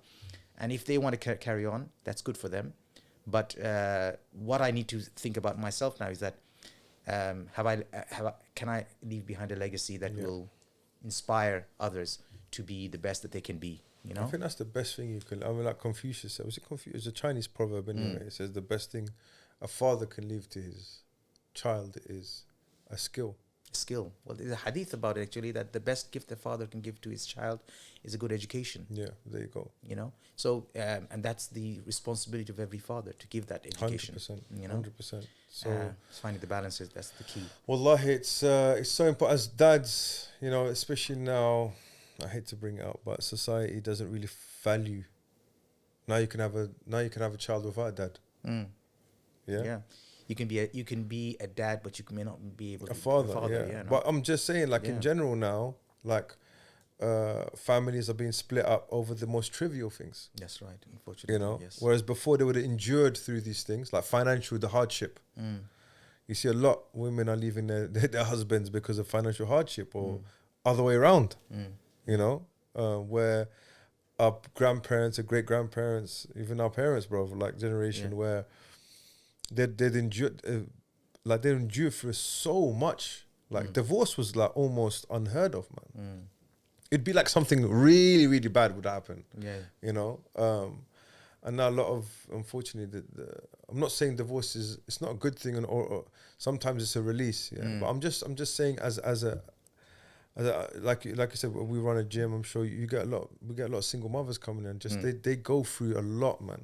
Yeah, the fathers are deadbeats sometimes. I don't even, And That's sometimes the mother doesn't allow the husband to be part of their child's life. I think that historically you will find that the majority of the successful individuals was only because that the mother was behind that. 100%. 100%. Yeah, mother was behind. I mean, Bukhari, a lot of the shuyukh were single. Their moms were single mothers. Yeah, that's right. Fathers used to be out of business for months and months, or died, or whatever. Exactly. Yeah. Who was raising the child? Yeah. Imam Ahmed's his mother was behind him. Yes. Yes. So all these sort of things, sometimes we underestimate the passion that mothers have, and it's nice to see that fathers are involved. Yeah. And fathers should be involved. That's why I have in my classes, I have an open invitation for parents to come and sit down. Yeah. Normally, other places, like whether it's taekwondo, kickboxing, karate, or whatever, other martial arts in the sports center, they don't allow parents to be in there. Yeah. But I am the only one who allows it, because I first of all, I'm confident in my teaching, inshallah. And secondly is that, I want them to see how I engage with their children and how their children engage with the classes and others. And that probably would, stir up some form of relationship with knowing how their child responds, So, when I see that fathers are getting involved with their son, then I see that there is always a good relationship between their fathers and the sons. I've not seen, up till today, any father-son relationship being sour based on the fact that if after they've come in together into class. But sometimes some children, I don't see their fathers at all. Yeah. I only see their mothers. And I can see that there's a very good relationship between that son, the boy, and their mother. I've never seen the father around, but I've seen the mother around. It doesn't mean that they haven't got a good relationship with the father, but it just means that, it shows that who's the most passionate about wanting their child to be But I think as well with the father's not meant to be the mother. No, that's true. Do you know what I'm saying, bro? Yes. Come on, let's not try and make with making a living. Listen, the guy's grinding out, driving Uber, whatever he's doing. Yeah, he's trying to keep a roof over their head. And that's right. and he's the provider. He's not meant to be there 24/7. No. I'm sure your dad wasn't around all the time either, No, bro. he was always on call. His in the presence was there. car. Yeah. You know, that's Yeah. difference. I always knew my dad was around the corner because of the car used to come and he used to park the car and he made a certain noise. That's my dad here now. Quickly stop doing what you're doing and do Exactly, pretend but you're even reading. if he wasn't around, he was around. Yeah, Does that yeah. make sense? Yeah, in yeah. your heart, and in your mind, yeah, Yeah. and in his expectations of you, and in That's his right. tarbiyah of Fathers have a separate charisma This is that it. is different from the mothers. And I will Yeah. say this, that, children behave one way with the father, Yeah. a different way with the mother. Yeah. And it's a team sport. It's team sport, I'm saying. It is a team sport, It man. is a team Yeah, sport, right? 100%. It's a joint Yeah. venture, But right? don't try and make the dad into the mum. No. Do you know what I'm saying? No. Like the dad doesn't need to do everything the mum does, and No. the mum doesn't need to do everything the dad. Everyone's got their own role to play. Play your position, innit? That's right. Now, if your role as a father is to be there to take them to training and be there with them, bruv, do that. That's Yeah. your job, bruv. Do that. Yeah. But for the mother to do everything, that's too much, man. No, that's true. Take them to training, cook the food, pick them up from the Yeah. school, dude. But perhaps, there is this kind of a joint venture, like where they Yes. say, the mother says, look, you know what, on a Saturday morning, I'll take the kids to training Yeah. whilst you take some rest because Yeah. you're working all All week. night. Yeah, it and, happens. and It happens like that. happens, And then, sometimes, for example, the mother is never around in the training. But when I speak to the child says, when I go home, I demonstrate the technique Yeah, with my yeah, mom. exactly. So the mom is showing some interest. And this shows that there is some sort of a good relationship that's happening between Exactly. them. It's when the like some dads they leave their kids. I've never seen their parents. So this child, I don't even know what his dad looks like or his mum. So they just let them go upstairs. They don't know what their kid. We only interact with them through text messaging. Yeah, yeah. And which is not really. You need to be there for your child. Yeah. And I think, I think perhaps in Legion Wrestling, and you could be the ones setting this example where having sessions Father and Sunday, We do. So I'll give you an example. Something that I think Father and Sunday would be quite good. We do have that, like for example, in the jiu-jitsu sessions and wrestling sessions, the parents some dads train. Yeah. Yeah. I think when they're young, it's kind of difficult. But father and son thing, we've thought about it. Yeah, I We think just need to kind of push mother the and button on it. daughter, father and son. That's quite good. Definitely. And they will see their child from a different Exactly. point of view. Like Exactly. thinking, have they ever seen their child laugh at things that they never, Yeah, like one of the things that I remember when I was rolling my son back in the day, like he would always giggle and laugh because he found the idea of me grabbing his head and pulling. It's ticklish, ticklish and all that. Yeah. And then it's like, I said, why are you laughing for? He said, like, you're tickling me. He said, yes, but we're fighting. He said, well, you're tickling me, And then it wasn't the tickled bit. It's the fact that they never saw me as the father, like right at this moment they're seeing me as a coach. Yeah, of course, yeah. And then now you happen to be my father, and now Yeah. you're rolling with me. It's uncomfortable, that feeling of shyness, and Yes, of course. So again, same thing. Like when you find like a son is now rolling with his dad, and the son is telling his dad, "Look, you have to put your feet there. You have to do your." That's something where if they build that understanding, then suddenly it becomes the case where they're learning from each other. Yeah. So I think it's a very good strategy to build a strong, solid future generation, inshallah. Yeah, definitely, man. Yeah. I've got a 5-year-old, and I'll end with this story though. They had this coffee morning, and he came straight up to me and goes, "Listen, I want you to come to the coffee morning, not my mum. I want you to come." That's great. That's interesting.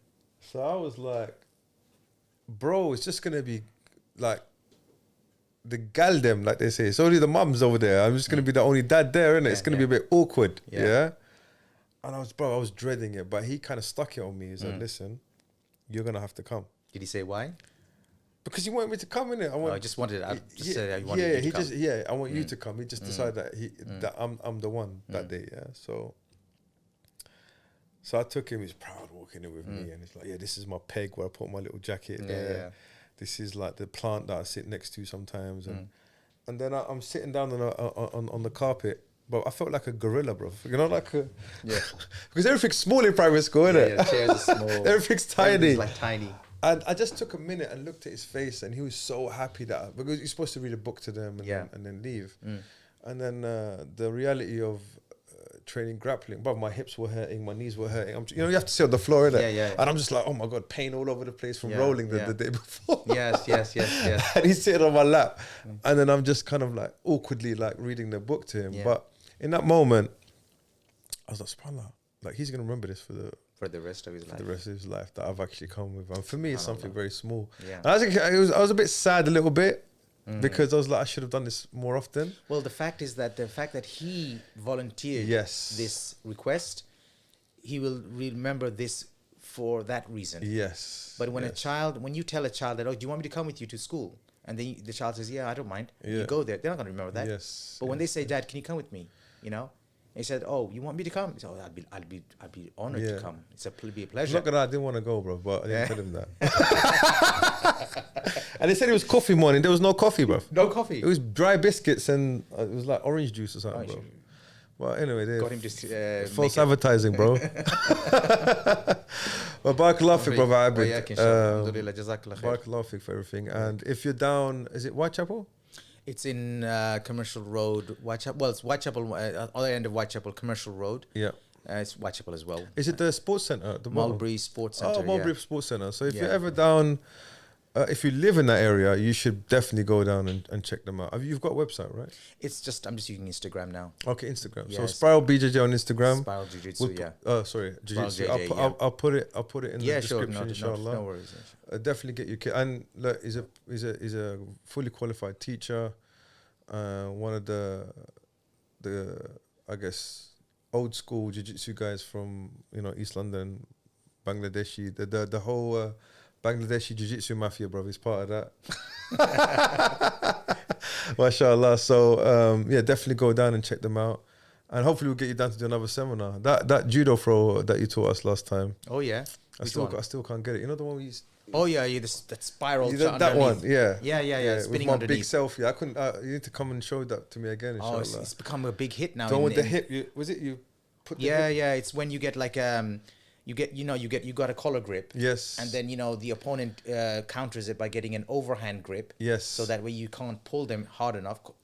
And then what you do is you just grab that hand that they're getting a overhand grip, lock it underneath, and as you lock, you just spin. Yeah, under, that one. Yeah. Spin under. Yeah, I thought that requires 2 hours, bro. 1 hour, you can't. I think when I showed it, right, Amir was saying, okay, him being a doctor, right, just kicked in at that moment. He said, we have to be careful, like, that joint and all that stuff. And I'm looking at Amir and saying, He's like that, man. He's like that. Yeah. This is a wrestling player. What are you talking about? Bro, do you know how many arms did we pop back in the last 6 months, everyone? Just the other day, I had to pop a guy's shoulder back in. Wow. I say we. I was just there spectating, but yeah, I had to pop his arm. So he's very, very aware. Yeah. I mean, imagine you work in A&E, you see people's fingers. Last time I was in the car with him, I had my arm out. He goes, stick your arm back in the car, man. What's wrong with you? Yeah. He goes, the other day, a guy's arm got bent backwards from... that makes sense. So he sees things we don't see. No, definitely. So, yeah. I mean, like when I showed that technique, I was more proud of not the fact that I showed the technique, but the fact that Amir's dad was there. Yes. And he's a legend in he is a itself, legend. Yeah. And for him, what's so humbling about him is that the fact that he probably knows better techniques than that. But he wanted to learn. Yeah, he did. He wanted to find out. We were having a discussion about how I could improve that technique by doing this and the no-gi version and all that stuff. And it's just so humbling to see a man of his age and experience, it's like, he wasn't like not a father, like a friend. Yes. Telling you exactly. Yes. And it's like just standing there and listening to him and all that stuff was amazing. I wish inspirational. He's an inspiring person, yeah, individual. Definitely. Just to see that you're in your just touching. Allah preserve him. I mean, he's an amazing. He's chill. He's having his best life. He's back in Azerbaijan, bro. Yeah. He's chilling over there, man. I said he needs to do? He just needs to chill up there. Alhamdulillah, man. Exactly. So barakallahu fikum, man. Yeah. That's it. That's what we have time for. And don't forget to subscribe and click the bell and all that stuff, please. And we will see you on the next one.